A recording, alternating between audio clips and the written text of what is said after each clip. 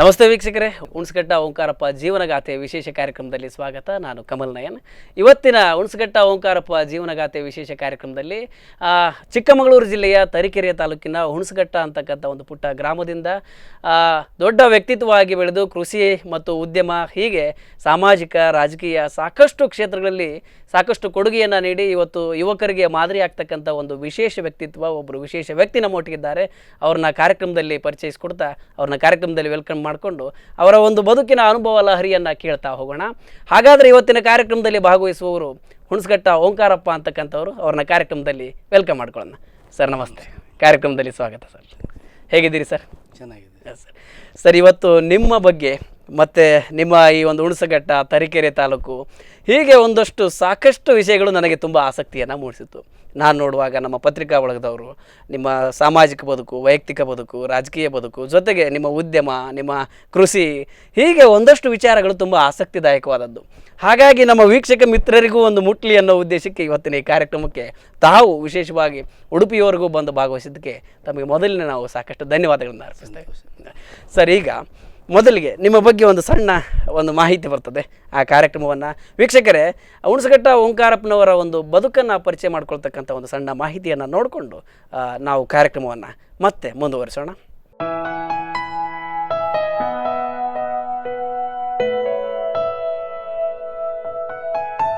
ಚಿಕ್ಕಮಗಳೂರು ಜಿಲ್ಲೆಯ ತರೀಕೆರೆ ತಾಲೂಕಿನ ಹುಣಸೇಘಟ್ಟ ಗ್ರಾಮದ ಹಲಗಪ್ಪ ದಂಪತಿಗಳ ಹಿರಿಯ ಮಗನೇ ಓಂಕಾರಪ್ಪನವರು. ಬೆಳೆಯುವ ಸಿರಿ ಮೊಳಕೆಯಲ್ಲಿಯೇ ಎಂಬಂತೆ ತಂದೆ ತಾಯಿಗಳಿಂದ ಉತ್ತಮ ಮಾರ್ಗದರ್ಶನದಿಂದ ಪ್ರೇರಿತರಾದವರು.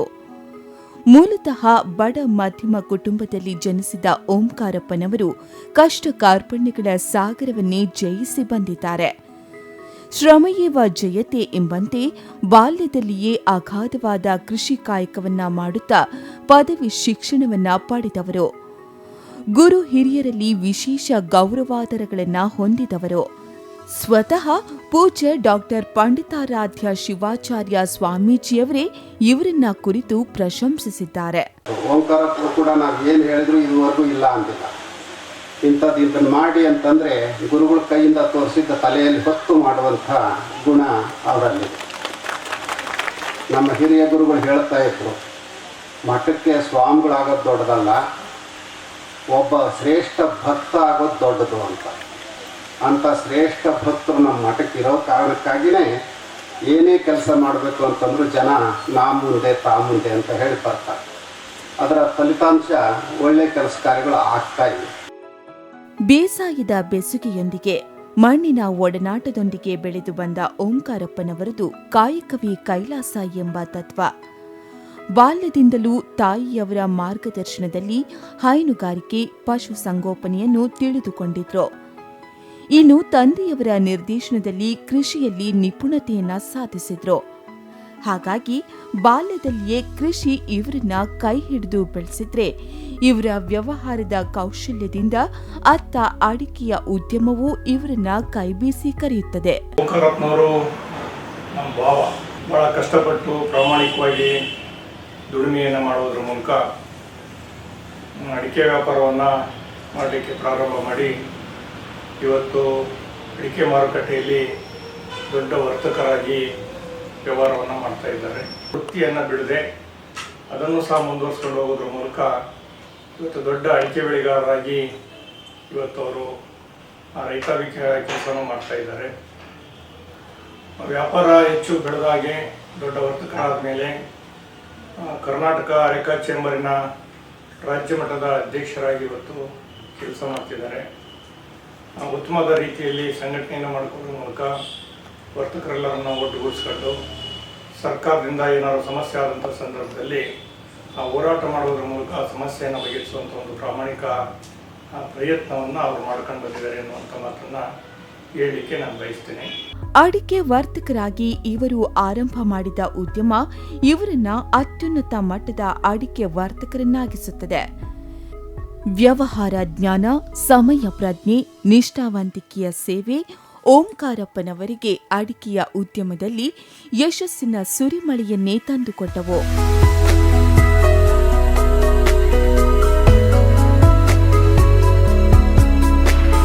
ಓಂಕಾರ ಓಂಕಾರಪ್ಪನವರ ಸಂಘಟನಾ ಮನೋಭಾವ, ನಾಯಕತ್ವದ ಗುಣಲಕ್ಷಣಗಳಿಂದಾಗಿ ಮುಂದೆ ಅವರಿಗೆ ಅಖಿಲ ಕರ್ನಾಟಕ ಅಡಿಕೆ ಬೆಳೆಗಾರರ ಸಂಘಟನೆಗೆ ಅಧ್ಯಕ್ಷರಾಗುವ ಅವಕಾಶವನ್ನ ತಂದುಕೊಟ್ಟವು. ಆ ಅವಕಾಶವನ್ನ ಸದುಪಯೋಗ ಪಡಿಸಿಕೊಂಡ ಓಂಕಾರಪ್ಪನವರು ರಾಜ್ಯದಾದ್ಯಂತ ಸಾಕಷ್ಟು ಅಡಿಕೆ ವರ್ತಕರ ಕ್ಲಿಷ್ಟಕರವಾದ ಸಮಸ್ಯೆಗಳನ್ನು ಬಗೆಹರಿಸುವಲ್ಲಿ ಶ್ರಮಿಸಿ ಇಡೀ ಉದ್ಯಮದ ಪ್ರೀತಿಗೂ ಪಾತ್ರರಾಗಿದ್ದಾರೆ. ನಾನು ಓಂಕಾರಪ್ಪರ ತಮ್ಮ. ನಾನು ಅವರು ಒಟ್ಟಿಗೆ ವಿದ್ಯಾಭ್ಯಾಸ ಮಾಡಿದ್ವಿ.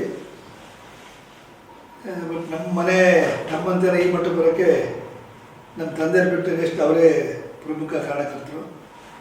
ಭಾಳ ಧೈರ್ಯವಂತರು. ಏನು ಬರೇ ಕೈಯಲ್ಲಿ ಬಂದು ವ್ಯವಹಾರ ಶುರು ಮಾಡಿ ನಮ್ಮ ಸಮಾಜದಲ್ಲಿ ಒಂದು ಗುರುತಿಸೋಕ್ಕೆ ಅವಕಾಶ ಮಾಡಿಕೊಟ್ರು ನಮಗೆ. ನಾವು ಈ ಜೀವನದ ಈ ಹಾದಿ ನಾವು ಯಾವ ಕಾರಣಕ್ಕೂ ಕಾಣ್ತಿರ್ಲಿಲ್ಲ. ನಾವೆಲ್ಲ ನಮ್ಮ ಫ್ಯಾಮಿಲಿ ಎಲ್ಲರೂ ನಮ್ಮ ತಂದೆ ನಂತರ ಅವರೇ ನನಗೆ ಎರಡನೇ ತಂದೆ. ನಮ್ಮ ಫ್ಯಾಮಿಲಿ ಅವರಿಗೆ ತುಂಬ ಋಣಿಯಾಗಿದ್ವಿ.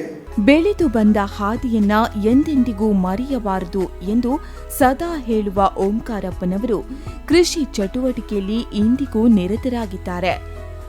ಹಳ್ಳಿಗಾಡಿನ ಪ್ರದೇಶದಲ್ಲಿ ರೈತರಿಗೆ ಸಾಕಷ್ಟು ಮಾರ್ಗದರ್ಶನವನ್ನ ನೀಡುತ್ತಾ ಅವರಲ್ಲಿ ಉತ್ಸಾಹವನ್ನ ತುಂಬುವ ಪ್ರಯತ್ನವನ್ನ ಸದಾ ಮಾಡುತ್ತಲೇ ಇರುತ್ತಾರೆ. ಶ್ರೀಮಾನ್ ಹಲಗಪ್ಪನವರು ಮಕ್ಕಳು, ಅವರೇ ಹಿರಿಯ ಮಗ. ಆದರೂ ಕೂಡ ಅವರು ಕೂಡ ಬಹಳ ಮಧ್ಯಮ ವರ್ಗದಲ್ಲಿ ಹುಟ್ಟಿ ಬೆಳೆದವರು. ಆದರೂ ಕೂಡ ಶಿವಮೊಗ್ಗ ಸೇರಿಕೊಂಡ ನಂತರ, ಶಿವಮೊಗ್ಗ ವ್ಯಾಪಾರಕ್ಕೆ ಅಂತೇಳಿ ಸೇರಿಕೊಂಡ ನಂತರ ಬಹಳ ಅಭಿವೃದ್ಧಿ ಹೊಂದಿದರು. ದೊಡ್ಡ ವ್ಯಾಪಾರಸ್ಥರಾಗಿ ಶಿವಮೊಗ್ಗದಲ್ಲಿ ಈಗ ಕಣ್ಗೊಳಿಸ್ತಾ ಇದ್ದಾರೆ. ಶ್ರೀಮಾನ್ ಓಂಕಾರಪ್ಪನವರು ದಾನಿಗಳು. ಅದರ ಜೊತೆಗೆ ಸ್ನೇಹಕ್ಕೆ ಅರ್ಹರಾದಂಥ ವ್ಯಕ್ತಿಗಳು. ಅವರು ಜಂಬ, ಅವರ ಸ್ನೇಹ ಬಹಳ ಅಮೂಲ್ಯವಾದದ್ದು. ಆದ್ದರಿಂದ ಶ್ರೀಮಾನ್ ಓಂಕಾರಪ್ಪನವರಿಗೆ ದೇವರು ಒಳ್ಳೆಯದನ್ನು ಮಾಡಲಿ ಅಂತ ಹೇಳಿ ನಾನು ಭಗವಂತನನ್ನು ನಾನು ಬೇಡ್ಕೊಳ್ತಾ ಇದ್ದೇನೆ. ಇಂತಹ ಓಂಕಾರಪ್ಪನವರು ಯುವಕರನ್ನ ಸ್ನೇಹಿತರಂತೆ ನೋಡಿ ಅವರ ಉನ್ನತಿಗೆ ಮಾರ್ಗದರ್ಶನ ನೀಡುತ್ತಿರುತ್ತಾರೆ. ಆದ್ದರಿಂದ ಓಂಕಾರಪ್ಪನವರು ತಳಮಟ್ಟದಿಂದ ಬೆಳೆದು ಬಂದ ಶ್ರೇಷ್ಠ ಕೃಷಿಕರಾಗಿ, ಶ್ರೇಷ್ಠ ಉದ್ಯಮಿಯಾಗಿ ನಮ್ಮೆಲ್ಲರಿಗೂ ನಿದರ್ಶನವಾಗಿದ್ದಾರೆ ಮತ್ತು ಮಾದರಿಯಾಗಿದ್ದಾರೆ.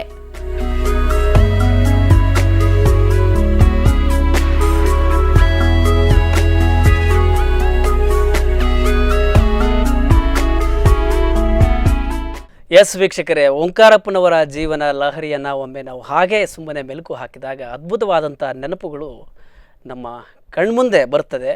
ಈ ರೀತಿಯಾಗಿ ಒಬ್ಬ ವ್ಯಕ್ತಿ ಸಾಮಾನ್ಯರಾಗಿ ಹುಟ್ಟಿ ಸಾಮಾನ್ಯತೆಯಿಂದ ಅದು ತಮ್ಮ ಸರಳ ವ್ಯಕ್ತಿತ್ವ, ತಮ್ಮ ಪರಿಶ್ರಮದ ಬದುಕು, ತಮ್ಮ ದುಡಿಮೆ, ಕಾಯಕವೇ ಕೈಲಾಸ ಅಂತಕ್ಕಂಥ ಒಂದು ಅಭಿಲಾಷೆ, ಒಂದು ಪರಿಕಲ್ಪನೆ, ಈ ನಿಟ್ಟಿನಲ್ಲಿ ಅವರ ಸರಳತೆಯಿಂದ ಇವತ್ತು ಸಾಕಷ್ಟು ಅಭಿಮಾನಿಗಳನ್ನು ಹೊಂದಿದ್ದಾರೆ.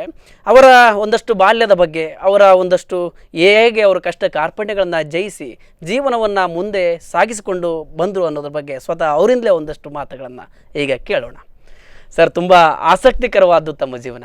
ವಿಶೇಷವಾಗಿ ನೀವು ಯಾವಾಗಲೂ ಒಂದು ಮಾತನ್ನು ಹೇಳ್ತಾ ಇದ್ದೀರಿ ಅಂತ ನಿಮ್ಮ ತುಂಬ ಒಡನಾಡಿಗಳು ಹೇಳ್ತಾ ಇರ್ತಾರೆ. ನಮ್ಮ ತಾಯಿ ಚಿಕ್ಕಂದಿನಂದು ಇರುವಾಗ ನಾವು ಕೊಟ್ಟಿಗೆಯಲ್ಲಿ ಕೆಲಸ ಮಾಡುವಾಗ, ಕೃಷಿಯಲ್ಲಿ ಕೆಲಸ ಮಾಡುವಾಗ, ನೀವು ಮುಂದೊಂದು ದಿವಸ ಚೆನ್ನಾಗಿ ದುಡಿಮೆಯನ್ನು ನಂಬ್ಕೊಂಡು ಬದುಕಿದರೆ, ಒಳ್ಳೆ ಸಗಣಿಯನ್ನು ಎತ್ತಿ ಹಾಕಿದರೆ, ಚೆಂದಾಗಿ ಕೆಲಸ ಮಾಡಿದರೆ ಮುಂದೆ ಒಂದು ಬೆಂಚ್ ಕಾರಲ್ಲಿ ಓಡಾಡ್ತೀಯ ಅಂತ ಹೇಳ್ತಾ ಇದ್ರು ಅಂತ ಹೇಳ್ತಿದ್ರು ಸರ್. ಈ ರೀತಿಯಾಗಿ ನಿಮಗೆ ಬಾಲ್ಯದಲ್ಲಿಯೇ ನಿಮ್ಮ ಏಳಿಗೆ ಬಗ್ಗೆ ಒಂದು ರೀತಿಯ ಕನಸು ನಿಮಗೆ ಚೇತರಿಕೆ ಆಗಿತ್ತೆ ಅಂತಕ್ಕಂಥದ್ದು ಸರ್. ಅದು ನಮ್ಮ ತಂದೆ ಮತ್ತು ತಾಯಿಯಿಂದ ಬಂದಂಥ ಪ್ರೇರಣೆ ಅಂತ ಹಾಂ ಸರ್, ನನಗೆ ಮೊದಲಿಂದಲೂ ಅನಿಸ್ತಾ ಇತ್ತು. ಅವರ ಇದಕ್ಕೆಲ್ಲ ಮೂಲ ನಮ್ಮ ತಂದೆ ತಾಯಿಯ ನಡವಳಿಕೆಗಳು. Okay sir. ಅವರು ನಮಗೇನು ಬಾಯಿ ಬಿಟ್ಟು ಹೇಳದೆ ಇದ್ದರೂ ಸಹ ಅವರು ನಡ್ಕೊಂತ ಇದ್ದ ಕ್ರಮ ಇದೆಯಲ್ಲ, ಅದನ್ನು ನಾವು ಗಮನಿಸಿದಾಗ ಅವ್ರು ಇರೋವರೆಗೂ ಸಹ ನಮ್ಮ ಎದುರಿಗೆ ಒಂದು ಒರಟು ಭಾಷೆ, ಬೇರೆಯವರಿಗೆ ಒಂದು ನಿಷ್ಠುರದ ನುಡಿ, ಯಾವ ನಡವಳಿಕೆಯನ್ನು ಆ ದುರ್ನುಡಿಯ ನಡವಳಿಕೆ ನಡ್ಕಂದಿರೋದು ಬಹುಶಃ ನಮ್ಮ ದಾರಿನೇ ಬದಲಾಯಿಸ್ತು ಅಂತ ಒಂದು ಅನಿಸಿಕೆ. ಎರಡನೇದಾಗಿ ಸ್ವಲ್ಪ ಬಾಲ್ಯದಲ್ಲಿ ನಾವು ವಯಸ್ಸಿಗೆ ಪ್ರಬುದ್ಧಮಾನಕ್ಕೆ ಬಂದಾಗ, ತಿಳುವಳಿಕೆ ಬೆಳೀತಾ ಇದ್ದಾಗೆ ನಮ್ಮ ತಾಯಿ ತಂದೆ ಇಬ್ಬರೂ ಸಹ ನಮ್ಮನ್ನು ಬಿಟ್ಟು ಊಟ ಮಾಡ್ತಿರಲಿಲ್ಲ. ನಾನು ಬಹುಶಃ 3-4ನೇ ತರಗತಿಯವರೆಗೆ ನಮ್ಮ ತಾಯಿ ನನ್ನ ಪಕ್ಕದಲ್ಲೇ ಮಲಸ್ಕೊಂತ ಇದ್ದರು. ಅದು ಎಷ್ಟು ಪರಿಣಾಮಕಾರಿ ಆಯಿತು ನನ್ನ ಬದುಕಿನಲ್ಲಿ ಅಂದರೆ, ಆ ಸಂದರ್ಭದಲ್ಲಿ ನಮ್ಮ ತಂದೆ ಸ್ವಲ್ಪ ಆರ್ಥಿಕ ಸಂಕಟಕ್ಕೆ ಸಿಲುಕಿಬಿಟ್ಟಿದ್ದರು. ನಾವು ಒಂದು ಸಣ್ಣ ಘಟನೆ ನನ್ನ ಬದುಕಿನಲ್ಲಿ ಯಾವ ಬದಲಾವಣೆ ತಂತು ಒಂದೇ ಒಂದು ಘಟನೆ ನಿಮಗೆ ಹೇಳಕ್ಕೆ ಇಷ್ಟಪಡ್ತೀನಿ. ನಾನು ಬಹುಶಃ 3ನೇ ತರಗತಿಯಲ್ಲಿ ಓದ್ತಾ ಇದ್ದೆ. ಆವಾಗ ಹಳ್ಳಿಗಳಲ್ಲಿ ಸಾಮಾನ್ಯ ಮಾರ್ಚ್ ಏಪ್ರಿಲ್ ತಿಂಗಳಲ್ಲಿ ಜಾತ್ರೆಗಳು ನಡೀತವೆ. ಹೌದು. ಆವಾಗ ಮನೆಗೆಲ್ಲ ಹೊಸ ಬಟ್ಟೆ ತರ್ತಾರೆ. ಹೊಸ ಬಟ್ಟೆ ತಂದಿದ್ದರು ನನಗೆ. ಅದು ನನಗೆ ಇಷ್ಟ ಆಗಲಿಲ್ಲ. ನಮ್ಮ ತಾಯಿ ಹತ್ರ ಸ್ವಲ್ಪ ನಾನು ಹಠ ಮಾಡಿದ್ರೆ ಚೆನ್ನಾಗಿಲ್ಲ, ಒಳ್ಳೆ ಬಟ್ಟೆ ತಂದಿಲ್ಲ ಅಂತ. Okay sir. ಆವಾಗ ನಮ್ಮ ತಾಯಿ, ಇಲ್ಲಪ್ಪ ಹಠ ಮಾಡಬೇಡ, ನಿಮ್ಮ ತಂದೆಗೆ ನೀನು ಕೇಳಿದಷ್ಟು ಕೊಡಿಸೋ ಅಂಥದ್ದು ಹಣ ಇಲ್ಲ ಇವತ್ತು, ಈಗ ಇರೋದನ್ನು ತೊಡಗೋ ನೀನು ಅಂತ ನನಗೆ ಸಂತೈಸಿ ಅದನ್ನು ಕೊಟ್ಟರು ನನಗೆ. ಎಂದೂ ಕೇಳಬಾರ್ದು ನಿಮ್ಮ ತಂದೆನ, ಆರ್ಥಿಕವಾಗಿ ಭಾಳ ಹಣಕಾಸಿನ ಭಾಳ ತೊಂದರೆಯಲ್ಲಿದ್ದಾರೆ, ಕೇಳಬೇಡ ಅಂತ ಹೇಳಿದರು. ಆ ಜಾತ್ರೆಯಲ್ಲಿ ನಮ್ಮೂರು ತೇರು ಅಂತ ಮಾಡ್ತಾರೆ, ಸೀಡೆ ಗಿಡ ನೀವು ಕೇಳಿದರೆ, ನಮ್ಮ ಅಜ್ಜಂಪುರ ತರೀಕೆರೆ ಕಡೆಯಲ್ಲಿ ಸೀಡೆ ಅಂತ ಮಾಡ್ತಾರೆ. Okay sir. ಆ ಜಾತ್ರೆ ಸರ್ ನಾನು 3ನೇ ತರಗತಿ ಹುಡುಗ. ಆ ಸೀಡೆ ಆಡ್ಬೇಕಾದ್ರೆ ಹಳ್ಳಿ ಕಡೆಗೆ ಆಟ ಆಡ್ತಾರೆ, ಈ ಗೋಲಿ ಹೊಡೆಯೋದು ಇದನ್ನೆಲ್ಲ ಆಟ ಆಡ್ತಿರ್ತಾರೆ. ಹೌದು ಹೌದು. ನಾನು ಆಟ ಆಡಿಸೋ ಸಂದರ್ಭದಲ್ಲಿ ನಾನು ನಿಂತ್ಕೊಂಡು ನೋಡ್ತಾ ಇದ್ದೆ. ನಾನು 3ನೇ ತರಗತಿ ಹುಡುಗ, ಬಹುಶಃ 7 ವರ್ಷ 8 ವರ್ಷ ಇರ್ಬೋದು. ನಾನು ನೋಡೋದಾಡ್ಬೇಕಾದ್ರೆ ನಮ್ಮ ಹತ್ತಿರದ ಒಬ್ಬ ವ್ಯಕ್ತಿ, ಸಂಬಂಧಿಕ ಒಬ್ಬ ವ್ಯಕ್ತಿ ಬಂದು ಹಿಂದ್ಗಡೆಯಿಂದ ನನಗೆ ಹೊಡಿತಾನೆ. ಹೊಡೆದಾಗ ಹಿಂದೆ ತಿರುಗಿ ನೋಡ್ತೀನಿ. ಹೊಡೆದಾಗ ನನಗೆ ಹೆದರಿಕೆ ಆಗುತ್ತೆ, ನನಗೆ ಗಲಾಟೆ ಮಾಡ್ತಾರೆ ಅಂತ ತಿಳ್ಕೊಂಡು ನಾನು ಜೂಜಾಡ್ತೀನಿ. ಅದು ಜೂಜು ಅಂತ ಅಲ್ಲಿಗೆ ಗೋಲಿ ಕಲ್ಲಲ್ಲಿ ಹೊಡೆಯೋದು, ಒಂದ್ಸರಿ ಹೊಡೆದ್ರೆ ಅದಕ್ಕೆ 5 ಪೈಸೆ 10 ಪೈಸೆ ಕೊಡ್ತಾ ಇದ್ದಾರೆ ಅವಾಗ 66, 63, 64 ಇಸ್ವಿಲಿ. ನನಗೆ ಭಯ ಆಯಿತು, ನಮ್ಮ ಅಮ್ಮನ ಹತ್ರ ಹೇಳ್ತಾನೆ, ನಮ್ಮ ಅಯ್ಯರ ಹತ್ರ ಹೇಳ್ತಾನೆ ಅಂತ. ನಾನು ತಕ್ಷಣ ಓಡಿ ಹೋದೆ ಮನೆಗೆ. ಅವರು ನನ್ನ ಹಿಂದೆ ಬರ್ತಾಯಿದ್ರು ಮನೆಯವರೆಗೂ, ಅಲ್ಲಿ ಒಂದು ಅರ್ಧ ಕಿಲೋಮೀಟ್ರ್ ಆಯ್ತು. ನಾನು ಓಡಿ ಹೋದಂಗೂ ನನ್ನ ಫಾಲೋ ಮಾಡ್ತಾನೆ ಇದ್ರು ಅವರು. ಓ ನಮ್ಮ ಅಮ್ಮಗೆ ಹೇಳ್ತಾರೆ ಇವರು, ನಮ್ಮಮ್ಮ ನನಗೆ ರಾತ್ರಿಗೆ ನನಗೆ ಎದುರಿಸ್ತಾರೆ ಅಥವಾ ಹೊಡಿತಾರೆ ಅನ್ನೋ ಭಯ ಅದು ನನಗೆ ಕಾಡ್ತಾ ಇತ್ತು. ಅವನು ಒಳಗೆ ಹೋದೆ. ನಾನು ಒಳಗೆ ಹೋದ, ನಾನು ಹಿಂದ್ಗಡೆ ಎಲ್ಲ ಒಂದು ಸಂದಿಯಲ್ಲಿ ಕೂತ್ಕೊಂಡೆ, ನಮ್ಮ ಅಮ್ಮಗೂ ಕಾಣದಂಗೆ ಅವರಿಗೂ ಕಾಣದಂಗೆ. ಅವರು ಕೇಳಿದ್ರು ನಮ್ಮ ಅಮ್ಮನ ಹೆಸರು ಹಿಡಿದು, ನಮ್ಮ ತಾಯಿ ಹೆಸರು ಗುರುಸಿದ್ದಮ್ಮ ಅಂತ. ಗುರುಸಿದ್ದಕ್ಕ ನಿನ್ನ ಮಗ ಬಂದ? ಇಲ್ಲಪ್ಪ ಬಂದಿಲ್ಲ ಮನೆಗೆ. ಇಲ್ಲ ಬಂದು ನೋಡು, ಅಲ್ಲಿ ಜೂಜಾಡ್ತಾ ಇದ್ದ ನಿನ್ನ ಮಗ, ನಾನು ಹೊಡೆದು ಕರ್ಕೊಂಬಂದೀನಿ ಅಂತ ಹೇಳ್ದೆ. ನಮ್ಮಮ್ಮ ಹೌದಾ ಜೂಜಾಡ್ತಾ ಇದ್ನಾ ಅಂತ ಏನೋ ಗಾಬರಿ ಒಂದು ಮನಸ್ಸಿಂದ ಕೇಳಿದ್ರು. ನನಗೆ ಅವತ್ತು ರಾತ್ರಿವರೆಗೂ ನನಗೆ ಭಯ ಕಾಡ್ತಾ ಇತ್ತು, ಏನೋ ನನಗೆ ಇವತ್ತು ರಾತ್ರಿ ನಮ್ಮ ಅಮ್ಮ ಹೊಡಿತಾರೆ ಅಂತ. ಆವತ್ತಿನ ಸಂಪ್ರದಾಯದಲ್ಲಿ ಜಾತ್ರೆ ಅಂದರೆ ಸಂಬಂಧಿಕರೆಲ್ಲ ಬಂದು 2-3 ದಿವಸಗಳಲ್ಲೇ ಮನೆಯಲ್ಲಿ ಇರ್ತಾ ಇದ್ರು. ರಾತ್ರಿ ಏನು ಮಾತಾಡಲಿಲ್ಲ ನಮ್ಮ ತಾಯಿ, ಬೆಳಿಗ್ಗೆನೂ ಮಾತಾಡಲಿಲ್ಲ ನನ್ನ ಹತ್ರ. ಅಷ್ಟು ಆತ್ಮೀಯವಾಗಿ ಒಡನಾಟ ಮಾಡಲಿಲ್ಲ ಅವತ್ತು. ಏನೋ ಬೇಸರದಲ್ಲಿದ್ದರು. ಎಲ್ಲ ಹೋದ ಮೇಲೆ ಮಾರನೇ ದಿವಸ ಅವ್ರ ಪಕ್ಕದಲ್ಲಿ ನಾನು ಮಲಗಿದ್ದಾಗ ನಮ್ಮ ತಾಯಿ ಅವರ ಸಾಮಾನ್ಯವಾಗಿ ಅವ್ರು ಮಲಗುವಾಗ ಅವ್ರ ಕೈ ಮೇಲೆ ನಾನು ತಲೆ ಇಟ್ಕೊಂಡು ಮಲಗಿಸ್ಕೊಂತ ಇದ್ರು. ನಾನು ನಮ್ಮ 3ನೇ, ಈಗ ಯಾರು ಆ ಪದ್ಧತಿ ಮಾಡೋದಿಲ್ಲ. 3ನೇ ತರಗತಿ ಹುಡುಗನ ನಾನನ್ನು ಅವ್ರ ನನ್ನ ತಲೆಯನ್ನು ಅವ್ರ ಕೈ ಮನಸ್ಸತ್ರ ಇದ್ರು. ನಾನು ಬಹುಶಃ 11 ಗಂಟೆ ಇರ್ಬೋದು, ನನಗೆ ನೀರು ಬಿದ್ದಂಗೆ ಆಯಿತು ಕೈ ಮೇಲೆ. ಹೇಗೆ ನೀರು ಬೀಳುತ್ತಲ್ಲ ಅಂತ, ಏನಮ್ಮ ಇದ್ದೀನಿ ಅಂತ ಅವಾಗ ಅಳ್ತಾ ಇದ್ರು ನಮ್ಮ ತಾಯಿ. ನೋಡಿ, ನಾನು ಯಾಕಮ್ಮ ಅಳ್ತಾ ಇದ್ದೆ, ನಾನು ಅಮ್ಮ ಅಂತಿದ್ದು, ಯಾಕಮ್ಮ ಅಳ್ತಾ ಇದೀಯಾ? ಅವ್ರು ಹೇಳಿದರು, ಅಪ್ಪ ನೋಡು ಹನುಮಂತಣ್ಣ ಅಂತವ್ರ ಹೆಸರು, ನೋಡಿ ನೀನು ಜೂಜಾಡ್ತೀಯ ಅಂತ ಹೇಳಿದರು, ನೀನು ಬಂದಲ್ಲಿ ಜಾತ್ರೆ ಜೂಜಾಡ್ತಿದ್ಯಾ ಅಂತ. ನಾಳೆ ನೀನೊಬ್ಬ ಜೂಜುಕೋರ ಆದರೆ ಅಂಥ ಮಗನ ಎತ್ತಿದ್ಯಾ ಅಂತ ಜನ ಅಂದರೆ ನಾನು ಹುಟ್ಟಿ ಸಾರ್ತೀನಪ್ಪ ನಂದು ಹತ್ತಿರ ನನಗೆ. ನಾನು ಅವ್ರಿಗೆ ಹೇಳಿದೆ, ಅಮ್ಮ ನನ್ನ ಜೀವಮಾನ ಪರ್ಯಂತ ಸಾಯಂಕಾಲ ನಾನು ಬಟ್ಟೆ ತಂದಿಲ್ಲ ಅಂತ ಹಠ ಮಾಡಿದ್ದೆ. ಅವತ್ತು ರಾತ್ರಿ ಈ ಘಟನೆ ಆಯಿತು. ಇನ್ನು ನನ್ನ ಜೀವಮಾನ ಪರ್ಯಂತ ನಾನು ಬಟ್ಟೆ ಕೇಳೋದಿಲ್ಲ, ಇಂಥ ಕೆಲಸ ಮಾಡೋದಿಲ್ಲ ಅಂತ. ಅವತ್ತಿನಿಂದ ನನ್ನ ಮನಸ್ಸಲ್ಲಿ ತುಂಬ ಬದಲಾವಣೆ ಆಯಿತು. ಹತ್ತಿರ ಅವತ್ತು ನನಗೆ 10 ವರ್ಷ ವಯಸ್ಸಿನಲ್ಲಿ ಆ ಘಟನೆ ನನ್ನ ಜೀವನದಲ್ಲಿ ದೊಡ್ಡ ತಿರುವನ್ನ ತಂದು ಕೊಟ್ಬಿಡ್ತು. ಇದಕ್ಕೆ ನನಗನ್ಸೋದು, ಅದಕ್ಕೆ ಹೇಳೋದು ಹಿಂದಿನವರೆಲ್ಲ, ಬಸವಣ್ಣವ್ರು ಹೇಳ್ತಾರೆ, ಎಲ್ಲರೂ ಹೇಳ್ಕೊಂಡು ಬಂದಿದ್ದಾರೆ ಹಿಂದಿನಿಂದ, ತಾಯಿಯೇ ಮೊದಲ ಗುರು, ಮನೆಯೇ ಮೊದಲ ಪಾಠಶಾಲೆ. ಆ ಒಂದು ಬದಲಾವಣೆ ನನ್ನ ಜೀವನದ ದಿಕ್ಕನ್ನೇ ಬದಲಿಸಿ, ಬಹುಶಃ ನೀವೆಲ್ಲ ನಾನು ಬೆಳೆದೀನಿ ಅಂತ ತಿಳ್ಕೊಂಡಿದ್ದೀರಿ, ನನಗೇನೋ ಹಂಗೆ ಅನ್ನಿಸ್ತಾ ಇಲ್ಲ. ನಾನು ಏನೂ ಮಾಡಿಲ್ಲ, ಇನ್ನೂ ಮಾಡೋದು ತುಂಬ ಇದೆ, ಮಾಡೋಕ್ಕಾಗಿಲ್ವಲ್ಲ. ಇಲ್ಲಿವರೆಗೂ ನನ್ನ ದೇಹವನ್ನು ನಾನೇನು ದುಡಿಸ್ಕೋಬೇಕು ಸರಿಯಾಗಿ ದುಡಿಸ್ಕೊಂಡಿಲ್ಲ ಅಂತ ಇದೆ ನನಗೆ. ಕೆಲವರ ಪ್ರಕಾರ ಅದು ಇರಬೇಕು ಅಂತ ಸರ್. ಈಗ ಒಂದು ಬಾರಿ ನಮಗೆ ಏನೋ ಮಾಡಿದ್ದೀನಿ ಅಂತ ಬಂದ್ಬಿಟ್ರೆ ನಾವು ಅಲ್ಲಿ ನ್ಯೂಟ್ರಲ್ ಆಗಿಬಿಡ್ತೇವೆ, ಸ್ಥಗಿತರಾಗ್ತೇವೆ. ಇನ್ನೂ ನನ್ನ ಕಡೆಯಿಂದ ಏನೂ ಆಗಲಿಲ್ಲ, ನಾನು ಮಾಡಬೇಕು ಅನ್ನೋ ತುಡಿತಾ ಇರಬೇಕು ಅನ್ನೋ ನೆಲೆಗಟ್ಟಿನಲ್ಲಿ ನಿಮ್ಮ ಯೋಚನೆ ನನಗೆ ಆ ದಿಕ್ಕಿನಲ್ಲಿ ಯೋಚನೆ ಮಾಡ್ತೀನಿ. ನಾವು ಆರ್ಥಿಕ ಸಂಪನ್ಮೂಲನ ಕ್ರೋಢೀಕರಿಸಿದ್ದು ನನ್ನ ಪ್ರಬುದ್ಧಮಾನಕ್ಕೆ ಬಂದ ನಂತರ ನಾವು ಆರ್ಥಿಕವಾಗಿ ಸುಧಾರಿಸ್ಕೊಂಡು ಬಂದು. ಬಟ್ ನನಗೆ ಯಾವತ್ತೂ ನಾನು ಆರ್ಥಿಕವಾಗಿ ಬಡವ ಅಂತ ನನ್ನ ಮನಸ್ಸಲ್ಲಿ ಎಂದೂ ಅಂದ್ಕೊಂಡಿಲ್ಲ. ಕಾರಣ ನನ್ನ ಅನಿಸಿಕೆಯಲ್ಲಿ ಯಾರು ದೈಹಿಕವಾಗಿ ಬಲಾಢ್ಯನಾಗಿದ್ದಾನೋ, ದೈಹಿಕವಾಗಿ ದೇವರು ಏನು ನಮಗೆ ಶರೀರ ಕೊಟ್ಟಿದ್ದಾನೋ ಇದೇ ನಮ್ಮ ಶ್ರೇಷ್ಠ ಸಂಪತ್ತು.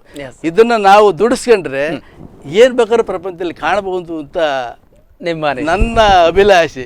ನಮ್ಮ ದೇಹವನ್ನ ನಮಗೆ ಕೊಟ್ಟರೆ ಒಂದು ಅವಕಾಶವನ್ನ, ಅದು ಇಂಥ ನೆಲದಲ್ಲಿ ಹುಟ್ಟಿ ಇಂಥ ಪ್ರಕೃತಿ ಸಂಪತ್ತಿರೋ ಜಾಗದಲ್ಲಿ ಹುಟ್ಟಿ ನಾವು ಇದನ್ನ ದುಡಿಸ್ಕೊಂಡ್ರೆ ಯಾವ ಗುರಿ ಬೇಕಾದ್ರೂ ತಲುಪಬಹುದು ಅಂತ ನನ್ನ ಅಭಿಲಾಷೆಯಿಂದ ನನ್ನ ಬದ್ಧತೆಗೆ ನಡ್ಕೊಂಡು ಬರ್ತಾ ಇದ್ದೀನಿ ಅಷ್ಟೇ. ನಾನು ಭಾರ್ಯ ಮಾಡಿದ್ದೀನಿ ಅಥವಾ ಇನ್ನೇನೋ ಆಗಿದ್ದೀನಿ ನನಗೇನು ಅನಿಸ್ತಾ ಇಲ್ಲ, ಏನು ಮಾಡೋಕ್ಕಾಗಿಲ್ಲ ಅನಿಸ್ತಾ ಇದೆ. ಎಷ್ಟು ಮಾಡೋದು ಕೆಲಸಗಳು ಮಾಡೋ ಬೇಕಾದಷ್ಟು ಇದಾವೆ ಇನ್ನು ಮುಂದೆ. ಖಂಡಿತ ಸರ್. ನಮ್ಮ ಚರ್ಚೆಯನ್ನು ಮುಂದುವರಿಸೋಣ, ಒಂದು ಸಣ್ಣ ವಿರಾಮವನ್ನು ತೆಗೆದುಕೊಳ್ಳೋಣ. ವೀಕ್ಷಕರೇ, ಹುಣಸಘಟ್ಟ ಓಂಕಾರಪ್ಪ ಜೀವನಗಾಥೆ ವಿಶೇಷ ಕಾರ್ಯಕ್ರಮದಲ್ಲಿ ಅವರ ಇನ್ನಷ್ಟು ಸಾಮಾಜಿಕ ಬದುಕಿನ ಅನುಭವಗಳು ಮತ್ತು ಅವರ ಇನ್ನಷ್ಟು ಒಂದಷ್ಟು ಏನೇನು ಘಟನಾವಳಿಗಳು ನಡೆದಿವೆ ಅದೆಲ್ಲವನ್ನು ಕೂಡ ಚರ್ಚೆ ಮಾಡೋಣ. ಅದಕ್ಕಿಂತ ಮೊದಲಿಗೆ ಒಂದು ಸಣ್ಣ ವಿರಾಮ.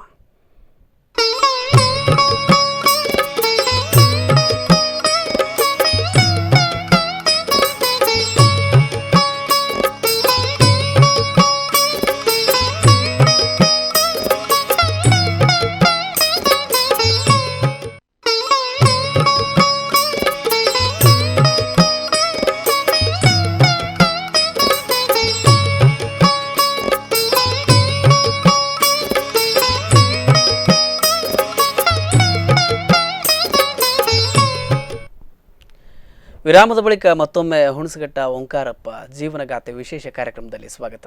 ವೀಕ್ಷಕರೇ, ಇವತ್ತು ಹುಣಸಘಟ್ಟ ಓಂಕಾರಪ್ಪನವರು ತಮ್ಮ ಸರಳತೆಯಿಂದ ತಮ್ಮ ಒಂದು ಯಾವುದೇ ಆರ್ಥಿಕ ಸಾಮಾಜಿಕ ಬೆಳವಣಿಗೆಯನ್ನು ಕೂಡ ಇನ್ನೂವರೆಗೂ ನಾನು ಸಾಧಿಸುವುದು ಸಾಕಷ್ಟಿದೆ ಅಂತಕ್ಕಂಥ ಒಂದು ಮನೋಭಾವನೆಯೊಂದಿಗೆ ತೆರೆಮರೆಯಲ್ಲಿ ಸಾಮಾಜಿಕ ಸೇವೆಗಳನ್ನು ಮಾಡ್ತಾ, ತೆರೆಮರೆಯಲ್ಲಿ ಕೃಷಿಕರಿಗೆ ಸಲಹೆ ಮಾರ್ಗದರ್ಶನವನ್ನು ನೀಡ್ತಾ, ಸಾಕಷ್ಟು ಸೇವೆಯನ್ನು ನೀಡ್ತಾ ಶ್ರಮಿಸ್ತಾ ಬಂದಿದ್ದಾರೆ.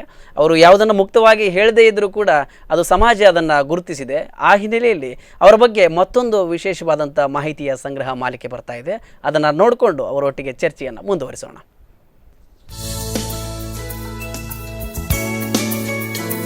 ಬರಿಗೈಯಿಂದ ಬಂದು ಹಗಲಿರುಳು ದುಡಿದು ಬಂಗಾರದ ತಟ್ಟೆಯಲ್ಲಿ ಭೋಜನ ಮಾಡುವಷ್ಟರ ಮಟ್ಟಿಗೆ ಬೆಳೆದ ಓಂಕಾರಪ್ಪನವರು ಇಡೀ ಸಮಾಜವೇ ಇಷ್ಟಪಡುವಂತಹ ಅಪರೂಪದ ವ್ಯಕ್ತಿಯೇ ಸರಿ. ಶ್ರೇಷ್ಠ ಕೃಷಿಕರಾಗಿ, ಶ್ರೇಷ್ಠ ಉದ್ಯಮಿಯಾಗಿ, ವೈಯಕ್ತಿಕ ಬದುಕಿನಲ್ಲಿ ಸಾಧನೆಯನ್ನ ಮಾಡುವುದರೊಂದಿಗೆ ಇವರಿಂದ ಸಮಾಜಕ್ಕೂ ಕೂಡ ಸಾಕಷ್ಟು ಕೊಡುಗೆ ಸಂದಿದೆ. ಬಹಳ ವರ್ಷಗಳಿಂದ ಶ್ರೀಧರನ್ನು ನೋಡ್ತಾ ಬರ್ತಿದೆ. ಅವರ ಒಂದು ಸಂಸ್ಕೃತಿಯ ಒಂದು ಪ್ರತಿರೂಪವಾಗಿ ನನಗೆ ಕಂಡು ಬರ್ತಾರೆ. ಹೀಗಾಗಿ ಯಾಕೆಂದರೆ ಪರಿಸರದೊಂದಿಗೆ ಹೊಂದಿಕೊಂಡು ಬದುಕೋದು ಬಹಳ ಮುಖ್ಯ ಇವತ್ತು ನಾವು ಅದರಲ್ಲಿ. ಹಾಗಾಗಿ ಅವರ ನಡೆನುಡಿಗಳಲ್ಲಿ ಅವೆಲ್ಲ ಅಡಕವಾಗಿವೆ ಅಂತೇಳಿ ನಾನು ಭಾವಿಸ್ಕೊಳ್ತೇನೆ. ಮತ್ತು ಸಮಾಜ ಬಾಂಧವರನ್ನ, ವಿದ್ವಾಂಸರನ್ನು, ಪತ್ರಕರ್ತರನ್ನ, ಮುತ್ಸದ್ದಿ ರಾಜಕಾರಣಿಗಳನ್ನ ಹೇಗೆ ಅವರು ಕಾಣ್ತಾರೆ ಮತ್ತು ಅವರ ನಡೆನುಡಿಗಳಿಂದ ನಾವು ಹೇಗೆ ಪ್ರೇರಿತರಾಗಬೇಕು ಅನ್ನೋದು ಕೂಡ ನಮಗೆ ಗೊತ್ತಾಗುತ್ತೆ ಅಂತ ನಾನು ಅಂದ್ಕೊಳ್ತಾ ಇದ್ದೀನಿ. ಹಾಗೆ ಆಳವಾದ ಒಂದು ಬದುಕಿನ ಪ್ರೀತಿ ಇದೆಯಲ್ಲ, ಹಾಗಾಗಿ ಅವರ ಎಲ್ಲ ಚಟುವಟಿಕೆಗಳು ರೂಪ ಮತ್ತು ಶಕ್ತಿಯನ್ನು ಪಡೆದುಕೊಂಡಿವೆ. ತನಗೆ ದಕ್ಕಿದ ಸಂತೋಷವನ್ನು ಇತರರಿಗೂ ಹಂಚಬೇಕು, ಅವರು ಆ ರೀತಿ ಬೆಳೀಲಿಕ್ಕೆ ಪ್ರಯತ್ನಿಸಬೇಕು ಅನ್ನೋದೇ ಅವರ ಒಂದು ಮುಖ್ಯ ಧ್ಯೇಯ ಅಂತೇಳಿ ನಾನು ಅದರ ಭಾವಿಸ್ಕೊಳ್ತೇನೆ. ಮತ್ತು ಅವರ ಸರಳತೆ ಮತ್ತು ಸೌಜನ್ಯ ಗುಣ ಬಹಳ ದೊಡ್ಡದು. ಅದು ಈಗ ಯಾಕೆ ಹೇಳ್ತಾ ಇದ್ದೀನಿ ಅಂತ ಹೇಳಿದ್ರೆ, ಇವತ್ತು ಸರಕ ಸಂಸ್ಕೃತಿ ಮತ್ತು ಜಾಗತೀಕರಣದ ಸಂದರ್ಭದಲ್ಲಿ ಮನುಷ್ಯನು ತೋರಿಕೆಯ ಮತ್ತು ಬೂಟಾಟಿಕೆಯ ವಸ್ತು ಆಗಿಬಿಟ್ಟಿದ್ದಾನೆ. ಅವನಿಗೆ ಯಾವುದು ಕೂಡ ಪ್ರಾಮಾಣಿಕವಾಗಿ ಇರೋದೇ ಇಲ್ಲ. ಅದರಲ್ಲಿ ಏನೋ ಒಂದು ರೀತಿಯ ತೋರ್ಪಡಿಕೆ ಬೇಕು ಅಂತ ಹೇಳಿ ಅನ್ನಿಸ್ತಾ ಇದೆ. ಅಂಥದ ಮಧ್ಯದಲ್ಲಿ ನಮ್ಮ ಇವರು ಓಂಕಾರಪ್ಪನವರು ಬಹಳ ಒಂದು ರೀತಿಯ ಅವರ ಉಡುಗೆ ತೊಡುಗೆ ನೋಡಿದರೆ ಒಂದು ಮಲ್ಲಿಗೆಯ ಶುಭ್ರ ವಾತಾವರಣವನ್ನು ಮತ್ತು ಸತ್ಯಸಂಧತೆಯನ್ನು, ಪ್ರಾಮಾಣಿಕತೆಯನ್ನು ಗುರುತಿಸಲಿಕ್ಕೆ ಆಗುತ್ತೇನೋ ಅಂತ ನನಗನ್ಸುತ್ತೆ. ತಂದೆಯವರ ಕಾಲದಿಂದಲೇ ದಾನ ಧರ್ಮಾದಿಗಳನ್ನ ಮೈಗೂಡಿಸಿಕೊಂಡ ಓಂಕಾರಪ್ಪನವರು ತರೀಕೆರೆ ತಾಲೂಕಿನಲ್ಲಿ ತಮ್ಮ ಹುಟ್ಟೂರಾದ ಹುಣಸಘಟ್ಟ ಗ್ರಾಮಕ್ಕೆ ಬಹು ಹಿಂದೆಯೇ ಪಶು ಆಸ್ಪತ್ರೆ ನಿರ್ಮಾಣ, ಹೈಸ್ಕೂಲ್ ನಿರ್ಮಾಣ ಮತ್ತು ಮರಗಿಡಗಳ ಪೂರೈಕೆ, ಸ್ವಚ್ಛ ಗ್ರಾಮ ಕಾಮಗಾರಿ, ಅಗಾಧವಾದ ಸ್ವಾಭಿಮಾನ, ಸಮಾಜ ಪ್ರೇಮ ಮತ್ತು ರೈತಾಪಿ ವರ್ಗದ ಏಳಿಗೆಯನ್ನ ಬಯಸುವ ಓಂಕಾರಪ್ಪನವರು ಕೆಚ್ಚೆದೆಯ ಹೋರಾಟಗಾರರು ಹೌದು. ಅವರು ಜೊತೆಯವರು ಮೊದಲಿಂದ ಹುಡುಗರಿಂದಲ್ವೇ ಅವರು ಮಿಡ್ಲ್ ಸ್ಕೂಲು ಹೈಸ್ಕೂಲು ಎದುರಾಗಿ ಓದಿರೋ ಕುಡ್ಲೂರಾಗೆ. ಆದರೂ ಊರಾಗೆ ನಮ್ಮ ಅಜ್ಜ ಅವ್ರ ಅಜ್ಜನ ಕಾಲದಿಂದಲೂ ಅವ್ರಿಗೂ ನಮಗೂ ಸಂಪರ್ಕ ಗೊತ್ತೈತೆ, ನೆಂಟರು ಮೇಲಾಗಿ ಮೊದಲಿಂದಲೂ ನೆಂಟರು. ಅದೇಮೇಲೆ ಊರಿನ ಈ ಆಸ್ಪತ್ರೆ ಫಸ್ಟು ಧನ್ಯ ಆಸ್ಪತ್ರೆ ಮಾಡಿದಾರೆ ಅವರೇ ಅವರ ತಂದೆ ಕಾಲದಲ್ಲಿ. ಅದಾದಮೇಲೆ ಹೈಸ್ಕೂಲ್ ಮಾಡಿದ್ರು, ಅದರ ಕಮಿಟಿಗೆ ಅಧ್ಯಕ್ಷರು ಆಗಿದ್ದರು ಕೆಲವು ದಿವಸ. ಅದಕ್ಕೂ ಹೋರಾಟ ಮಾಡಿ ಊರಾಗೆ ಎಲ್ಲ ಚಂದ ಅದು ಇದು ಅವರು ಕೊಟ್ಟು ಮಾಡಿದರು. ಹಲವಾರು ಅಮಾಯಕ ರೈತರ ಮೇಲಿನ ಮೊಕದ್ದಮೆಗಳಲ್ಲಿ ಸ್ವಯಂ ಹಿತಾಸಕ್ತಿಯಿಂದ ಅಮಾಯಕರ ಪರವಾಗಿ ಹೋರಾಡಿ ನ್ಯಾಯ ಮತ್ತು ನೆಮ್ಮದಿಯನ್ನ ಒದಗಿಸಿಕೊಟ್ಟ ಕೀರ್ತಿ ಓಂಕಾರಪ್ಪನವರಿಗೆ ಸಲ್ಲುತ್ತದೆ. ಅವ್ರಿಗೆ ಬಹಳ ಬೇಸರ ಇರ್ತಕ್ಕಂಥದ್ದು ಅಂತಂದ್ರೆ ಇವತ್ತಿನ ಏನು ನಮ್ಮ ಯುವಕರಿದ್ದಾರೆ ಅವರು ಮೈಗಳ್ಳಾಗ್ತಿದ್ದಾರೆ. ಅದಕ್ಕೆ ಮೂಲ ಕಾರಣ ರಾಜಕಾರಣಿಗಳು ಅಂತ ಹೇಳಿ ಅವ್ರು ಪದೇ ಹೇಳ್ತಾರೆ. ಅವರು ಕೂಡ ರಾಜಕಾರಣದಲ್ಲಿ ಇದ್ರೂ ಕೂಡ ಈ ರಾಜಕಾರಣದಲ್ಲಿ ಇರೋಂಥ ತಪ್ಪುಗಳನ್ನು ಅವ್ರು ಬಂಟ್ ಮಾಡಿ ಯಾಕೆ ತೋರಿಸ್ತಾರೆ ಅಂತ ಅಂದರೆ, ಇವತ್ತು ಪದೇ ನಮ್ಮ ದೇಶದಲ್ಲಿ ರಾಜ್ಯದಲ್ಲಿ ಚುನಾವಣೆಗಳು ಬರ್ತಾ ಇದೆ. ರಾಜಕಾರಣಿಗಳ ಹಿಂದೆ ಒಂದು ಯುವಕರ ಒಂದು ದೊಡ್ಡ ದಂಡೆ ಅವ್ರ ಹಿಂದೆ ಹೋಗ್ಬಿಡ್ತಾ ಇದೆ. ತಮ್ಮ ಕೆಲಸಗಳನ್ನು ಮರೀತಿದ್ದಾರೆ, ಕೃಷಿ ಕಡೆ ಅವರು ಗಮನ ಕೊಡ್ತಾ ಇಲ್ಲ. ಹಾಗಾಗಿ ಈ ಥರದ್ದೆಲ್ಲ ದೃಶ್ಯ ಈಗ ರಾಜಕಾರಣಿಗಳು ಬರೀ ಅಸ್ತ್ರ ಬಳಸ್ಕೊಳ್ತಾರೆ. ಅವ್ರ ಕೆಲಸ ಆದ ತಕ್ಷಣ ಅವ್ರನ್ನ ಬಿಟ್ಬಿಡ್ತಾರೆ. ಹಾಗಾಗಿ ಯುವಕರು ಕೂಡ ಈ ತಮ್ಮ ಕೆಲಸದಲ್ಲಿ ತೊಡ್ಕೊಳ್ಳೋದನ್ನು ಬಿಟ್ಬಿಟ್ಟಿದ್ದಾರೆ ಅನ್ನೋದು ಬಹಳ ಬೇಸರದಿಂದ ಅನೇಕ ಸಂದರ್ಭದಲ್ಲಿ ನಮ್ಮ ಜೊತೆಲಿ ಅವ್ರು ಮಾತಾಡ್ತಾ ಇರ್ತಾರೆ. ನೀರಾವರಿ ಯೋಜನೆಗಳು, ಕೃಷಿ ಯೋಜನೆಗಳಲ್ಲಿ ಸಾಕಷ್ಟು ಜ್ಞಾನವನ್ನು ಸಂಪಾದಿಸಿಕೊಂಡಿರುವ ಓಂಕಾರಪ್ಪನವರು ಆ ಭಾಗದ ಏತ ನೀರಾವರಿ ಯೋಜನೆಗೆ ಬಹು ಮೊದಲೇ ಜಾಗೃತಿಯನ್ನ ಮೂಡಿಸುತ್ತಾ ಕಾರ್ಯಪ್ರವೃತ್ತರಾಗಿದ್ದರು. ಕೃಷಿ ಚಟುವಟಿಕೆಗಳಿಗೆ ಪ್ರೋತ್ಸಾಹವನ್ನು ನೀಡುತ್ತಾ ಕೃಷಿ ಸಂಸ್ಕೃತಿಯನ್ನ ಎತ್ತಿ ಹಿಡಿಯಲು ಓಂಕಾರಪ್ಪನವರು ಸದಾ ಸನ್ನದ್ಧರಾಗಿರುತ್ತಾರೆ. ಓಂಕಾರಪ್ಪನವರು ಈ ಲಿಫ್ಟ್ ಇರಿಗೇಷನ್ಗೆ ಮೊದಲಿನ ಮಾಹಿತಿ ಅವರಿಂದಲೇ ದೊರೆತಿತ್ತು. ಈ ಕಂಠಪ್ಪರು ಅವರ ಬಾಮೈಂದರು ಅವ್ರು ಎಲ್ಲ ಆಗ್ತೈತಿ, ಇದು ಅಲ್ಲಿ ನೀರು ಇಲ್ಲಿದು ಹೆಂಗೆ ಆಗ್ತೈತಿ ಅಂತಂತಿದ್ರು. ಗುಲಾಮ್ ಅಹಮದ್ ಅವರ ಸಲಹೆ ಮೇಲಾಗಿ ಮತ್ತೆ ಇವ್ರದ್ದು ಸಲಹೆ, ಇವರು ಅಲ್ಲೆಲ್ಲ ಲಿಫ್ಟ್ ಮಾಡಿದ್ರು ಇಲ್ಲಿ ಶಿವಮೊಗ್ಗದಾಗೆ. ಅದರ ಮಾಹಿತಿ ಮೇಲೆ ಯಾಕೆ ಆಗಲ್ಲ ಅಂತೇಳಿ ಇವರೇ ಹೆಚ್ಚಿನ ಒತ್ತು ಕೊಟ್ಟರು ಅವ್ರ ಬಾಮೈಂದರಿಗೆ. ಯಾಕೆ ಮಾಡೋಕ್ಕಾಗಲ್ಲ ಅಂತೇಳಿ ನಮ್ಮ ಎದುರಿಗೆ ನಡೆದ ಕತೆ ಮಾಡಿ ಮೊದಲು ಓಡಾಡಕ್ಕೆ ಫೈನಾನ್ಸ್ ಅವರೇ ಮಾಡಿದ್ದು. ರಾಷ್ಟ್ರಕವಿ ಕುವೆಂಪು ಅವರು ಹೇಳುವಂತೆ ವಿಶ್ವ ಮಾನವ ಪರಿಕಲ್ಪನೆಯನ್ನು ಹೊಂದಿ ಮಾನವ ಕುಲವೊಂದೇ ಎಂದು ನಂಬಿದವರು ಓಂಕಾರಪ್ಪನವರು. ಜಾತಿ, ಮತ, ಪಂಥಗಳ ಗೋಡೆಗಳನ್ನು ಹೊಡೆದುರುಳಿಸಿ ಮನುಕುಲವೆಲ್ಲ ಒಂದಾಗಿ ಬಾಳಬೇಕು ಎಂಬ ಕನಸನ್ನ ಕಟ್ಟಿಕೊಂಡವರು. ಪ್ರೀತಿ, ವಾತ್ಸಲ್ಯ, ಮಮತೆ, ಕರುಣೆ ಮುಂತಾದ ಸದ್ಗುಣಗಳಿಂದ ಆವೃತರಾದವರು ನಮ್ಮ ಓಂಕಾರಪ್ಪ. ಓಂಕಾರಪ್ಪನವರು ತುಂಬಾ ಸರಳ ಜೀವಿಗಳು. ಯುವಕರ ಜೊತೆ ತುಂಬ ಹೊಂದಾಣಿಕೆಯಿಂದ ಇರ್ತಾರೆ. ಎಲ್ಲರಿಗೂ ತುಂಬ ಉತ್ತಮ ಮಾರ್ಗದರ್ಶನವನ್ನು ನೀಡ್ತಾರೆ. ಅವರ ಒಡನಾಟದಲ್ಲಿರೋದು ನಮಗೆ ತುಂಬ ಸಂತೋಷದ ವಿಚಾರ. ಅವರ ಒಡನಾಟ ನಮ್ಮಂಥ ಯುವಕರಿಗೆ ತುಂಬ ಅಗತ್ಯವಿದೆ. ಅವರ ನಾಯಕತ್ವ ಗುಣ ಮತ್ತು ಅವರ ಮಾರ್ಗದರ್ಶನ ನಮ್ಮಂಥ ಯುವಕರಿಗೆ ಹೆಚ್ಚು ಸಿಗಲಿ ಅಂತೇಳಿ ಹಾರೈಸ್ತೀವಿ. ಪೈಸೆಗೆ ಪೈಸೆ ಲೆಕ್ಕ ಮಾಡಿ ದುಡಿದು ಸಂಪಾದಿಸುವ ಇವರು ಲೆಕ್ಕವಿಲ್ಲದಷ್ಟು ಸಾವಿರಾರು ರೂಪಾಯಿಗಳ ದಾನ ಧರ್ಮಾದಿಗಳನ್ನು ಮಾಡಿ ಕಷ್ಟದಲ್ಲಿರುವವರಿಗೆ ಸ್ಪಂದಿಸಲು ಹಾತೊರೆಯುತ್ತಾರೆ. ಓಂಕಾರಪ್ಪನವರು ನಾವು ಸುಮಾರು 10 ವರ್ಷಗಳಿಂದ ಅವರ ಅಭಿಮಾನಿಗಳಾಗಿ ಹತ್ತಿರದಿಂದ ನೋಡಿದ್ದೀವಿ. ಅವರ ವ್ಯಕ್ತಿತ್ವದ ಬಗ್ಗೆ ಮಾತಾಡಬೇಕು ಅಂದರೆ ಏನು ಹೇಳಿದ್ರು ನಮಗೆ ಸಾಕಾಗ್ತಿಲ್ಲ. ಏನಪ್ಪ ಅಂದರೆ ಅವರು ನಮಗೆ ಯಾವಾಗಲೂ ನಮಗೆ ಹೇಳ್ತಾ ಇರ್ತಾರೆ ಏನಂತ ಅಂದರೆ, ಅವರು ಫಸ್ಟು ನೀವು ಸರಿಯಾಗ್ರಿ, ಆಮೇಲೆ ನೀವು ಸಮಾಜ ಬದಲಾವಣೆ ಮಾಡೋಕ್ಕೆ ಬನ್ನಿರಿ ಅಂತಾರೆ. ಇದೊಂದೇ ಮಾತು ಸಾಕು ಅವ್ರ ವ್ಯಕ್ತಿತ್ವ ಎಂಥದ್ದು ಅಂತ ನಾವು ಯೋಚನೆ ಮಾಡ್ಬೋದು. ಅವರು ರಾಜ್ಯ ಅಡಿಕೆ ವರ್ತಕರ ಸಂಘದ ಅಧ್ಯಕ್ಷರಾಗಿ ಅವರು ಕೆಳಮಟ್ಟದಿಂದ ಮೇಲ್ಮಟ್ಟದವರೆಗೂ ಬಹಳ ಕಷ್ಟಪಟ್ಟು ಬಂದಿದ್ದಾರೆ. ಅವರು ಆಡುವ ಒಂದೊಂದು ಮಾತು ಅನುಭವದ ಮಾತುಗಳು. ಅವ್ರ ಮಾತುಗಳು ಕೇಳಿದ್ರೆ ಅವರ ಅನುಭವನೇ ಮಾತಾಡ್ತಿದೆ ಅಂತ ಅಷ್ಟು ಅವರ ಮಾತಲ್ಲಿ ವ್ಯಕ್ತ ಆಗುತ್ತೆ. ಐತಿಹಾಸಿಕ ಪ್ರಜ್ಞೆ, ಸಾಮಾಜಿಕ ಸಮಾನತೆ, ಅನುಭವ ವೇದ್ಯ ಶಿಕ್ಷಣ, ಜಾತ್ಯತೀತತೆ, ಕೋಮು ಸೌಹಾರ್ದತೆಯ ಬದುಕು ಓಂಕಾರಪ್ಪನವರನ್ನ ನಾಡಿನಾದ್ಯಂತ ಪ್ರಸಿದ್ಧಿ ಹೊಂದುವ ಹಾಗೆ ಮಾಡಿದೆ. ಸಾಕಷ್ಟು ಯುವಕರಿಗೆ ಇವರ ಜೀವನ ಮಾದರಿ ಮತ್ತು ಮಾರ್ಗದರ್ಶಕವಾಗಿದೆ. ಆದ್ದರಿಂದಲೇ ಚಿಕ್ಕಮಗಳೂರು ಮತ್ತು ತರೀಕೆರೆಯಾದ್ಯಂತ ಸಾಕಷ್ಟು ಯುವಕರು ಇವರ ಅಭಿಮಾನಕ್ಕೆ ಒಳಗಾಗಿದ್ದಾರೆ.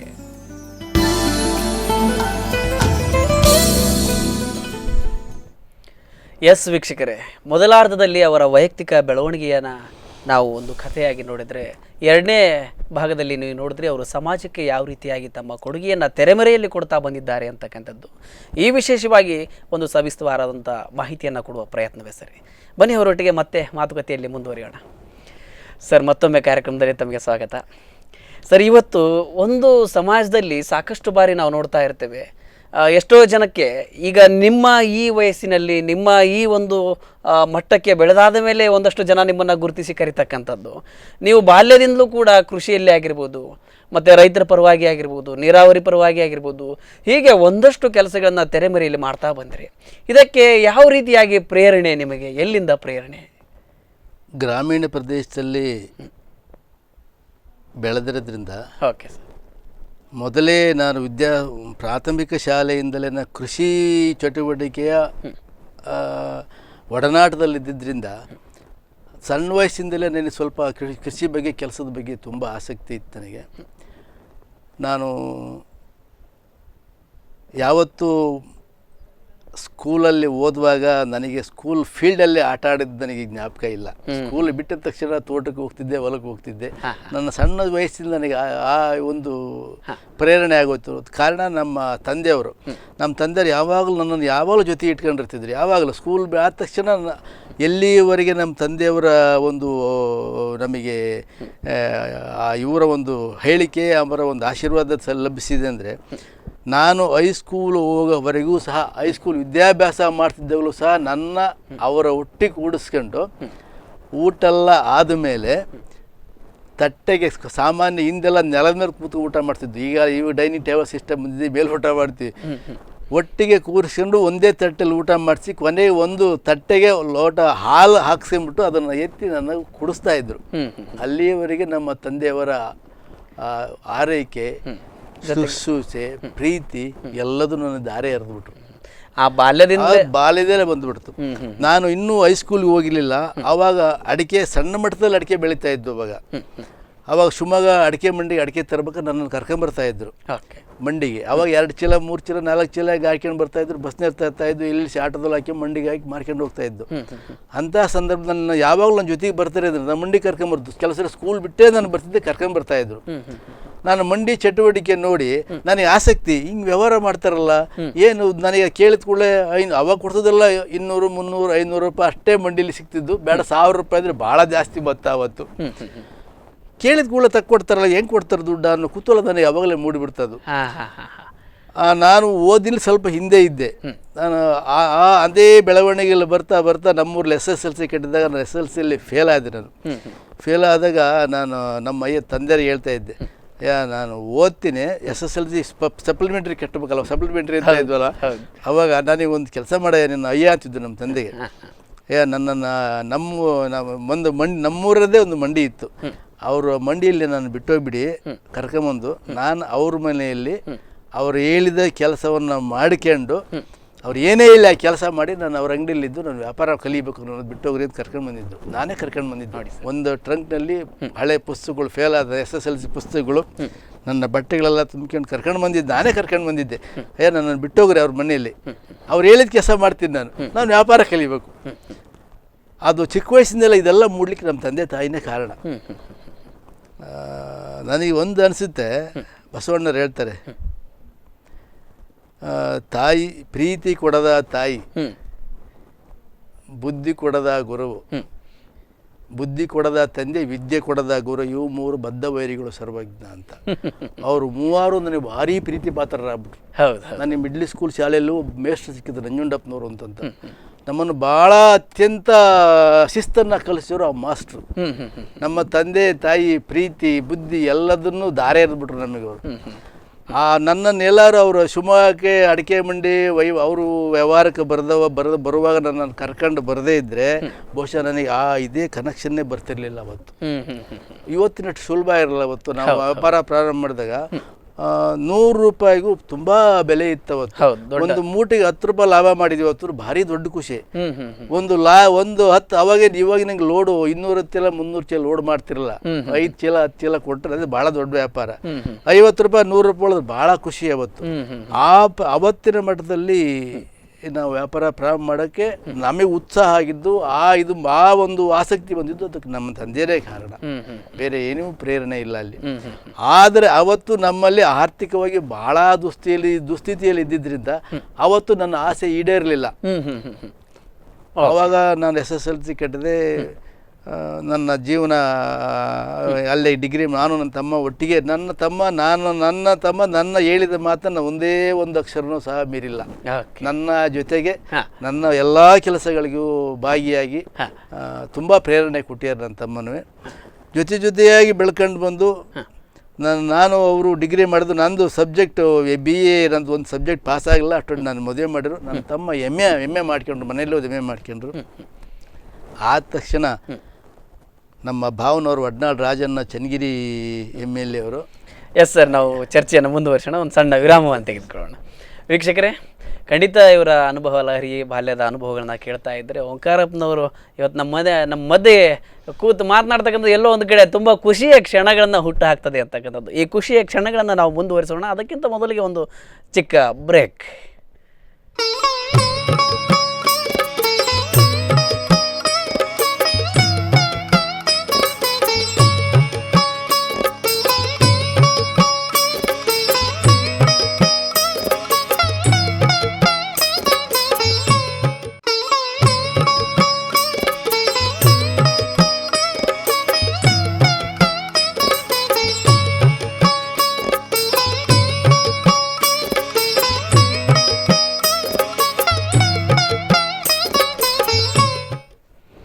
ವೀಕ್ಷಕರೇ, ಹುಣಸಘಟ್ಟ ಓಂಕಾರಪ್ಪ ಜೀವನಗಾಥೆ ವಿಶೇಷ ಕಾರ್ಯಕ್ರಮದಲ್ಲಿ ವಿರಾಮದ ಬಳಿಕ ಮತ್ತೊಮ್ಮೆ ತಮಗೆಲ್ಲ ಸ್ವಾಗತ.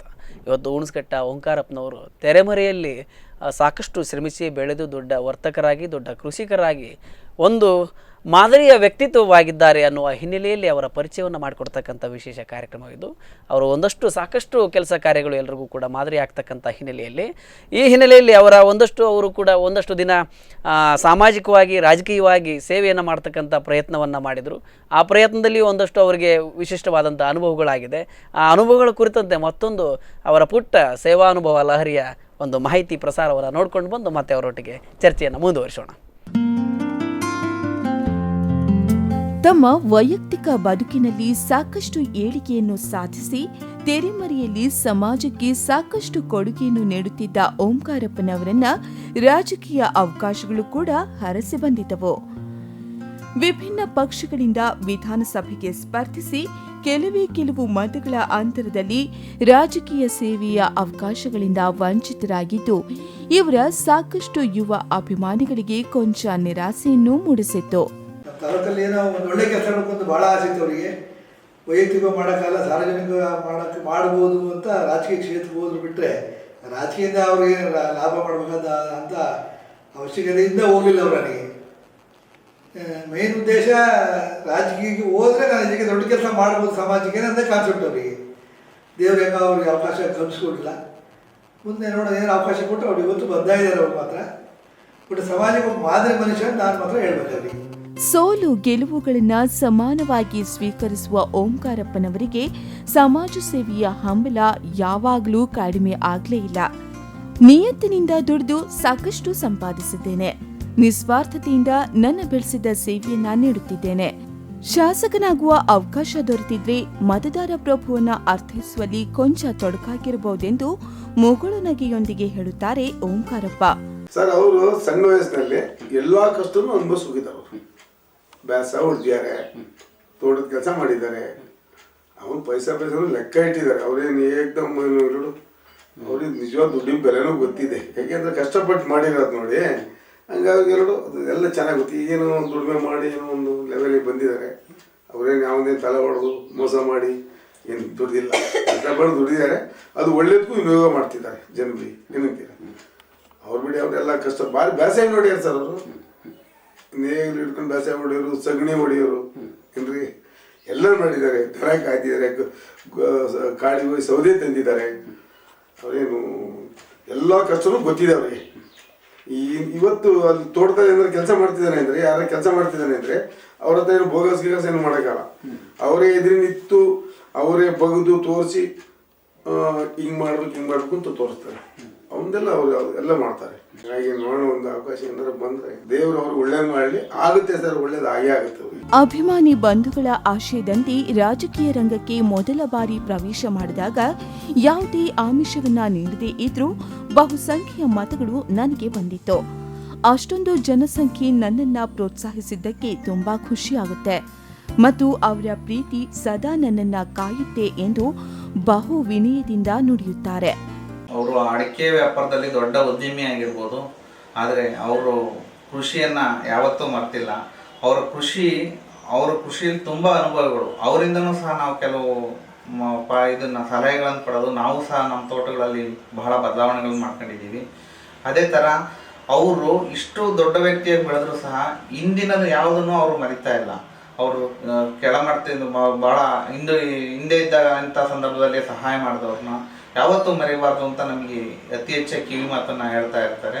ಅದೇ ರೀತಿ ನಮ್ಮತನ ನಾವು ಕಳ್ಕೋಬಾರ್ದು ಅಂತ ಬಹಳ ಸಂದರ್ಭದಲ್ಲಿ ಅವ್ರು ನಮಗೆ ಹೇಳ್ತಾ ಇರ್ತಾರೆ. ಅದೇ ರೀತಿ ಅವರು ಬಹಳ ಉದಾರವಾದಿಗಳು. ಅವರು ಬಹಳ ವ್ಯಕ್ತಿಗಳನ್ನು ಗುರುತಿಸಿ ಅವ್ರಿಗೆ ಏನು ಸಹಾಯ ಮಾಡಬೇಕು ಅದನ್ನು ಅವರು ಯಾವ ಥರ ಮಾಡ್ಬೋದು ಆ ಥರ ಸಹಾಯ ಮಾಡ್ತಾರೆ.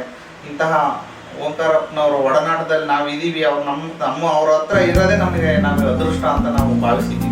ತಮ್ಮ ಉದ್ಯಮದ ವ್ಯವಹಾರ, ವೈಯಕ್ತಿಕ ಜೀವನ, ಸಾಮಾಜಿಕ ಬದುಕಿನಲ್ಲಿ ತಲ್ಲೀನರಾಗಿದ್ದ ಓಂಕಾರಪ್ಪನವರಿಗೆ ರಾಜಕೀಯ ತಂತ್ರಗಾರಿಕೆಗಳ ತೊಡಕುಗಳನ್ನು ನಿವಾರಣೆ ಮಾಡಿಕೊಳ್ಳುವ ದಿಸೆಯಲ್ಲಿ ಅಗತ್ಯ ಸಹಕಾರ, ಮಾಹಿತಿ ಮತ್ತು ಮಾರ್ಗದರ್ಶನದ ಕೊರತೆಯಿಂದ ಚುನಾವಣಾ ವೈಫಲ್ಯವಾಗಿರಬಹುದು. ಅವರಿಗೆ ಯಾವಾಗಲೂ ತರೀಕೆರೆ ತಾಲೂಕಿನ ಜನಬೆಂಬಲವಿದೆ. ಮರಳಿ ಯತ್ನವ ಮಾಡು ಎಂಬಂತೆ ಈಗಲೂ ಅವರ ರಾಜಕೀಯ ಸೇವೆಗಾಗಿ ತರೀಕೆರೆ ಭಾಗದ ಜನತೆಯ ನಿರೀಕ್ಷೆ ಅಗಾಧವಾಗಿದೆ. ತರೀಕೆರೆ ಭಾಗದ ಸಾಮಾಜಿಕ ಪರಿವರ್ತನೆಗಾಗಿ ಓಂಕಾರಪ್ಪನವರು ಮತ್ತೊಮ್ಮೆ ರಾಜಕೀಯ ಪ್ರವೇಶ ಮಾಡಲಿ ಎಂದು ನೂರಾರು ಯುವಕರು ತುದಿಗಾಲ ಮೇಲೆ ಕಾಯುತ್ತಿದ್ದಾರೆ. ಓಂಕಾರಪ್ಪನವ್ರ ಬಗ್ಗೆ ಮಾತಾಡಬೇಕು ಅಂತಂದ್ರೆ ತುಂಬಿದ ಕೊಡ ತುಳ್ಕೋದಿಲ್ಲ ಅನ್ನೋದಕ್ಕೆ ಒಂದು ಉದಾಹರಣೆ ಓಂಕಾರಪ್ಪನವರು.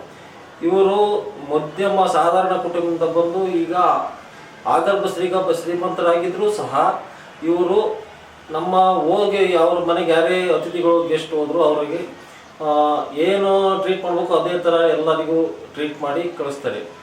ಮತ್ತು ಮುಂದೆ ಅವರು ವ್ಯವಸಾಯ ಮತ್ತು ಬಿಸ್ನೆಸ್ ಅಡಿಕೆ ವ್ಯಾಪಾರದಲ್ಲೂ ಸಹ ಅವರು ನಿಯತ್ತಿನಿಂದ ದುಡಿದು ಮೇಲೆ ಬಂದಂಥ ವ್ಯಕ್ತಿ.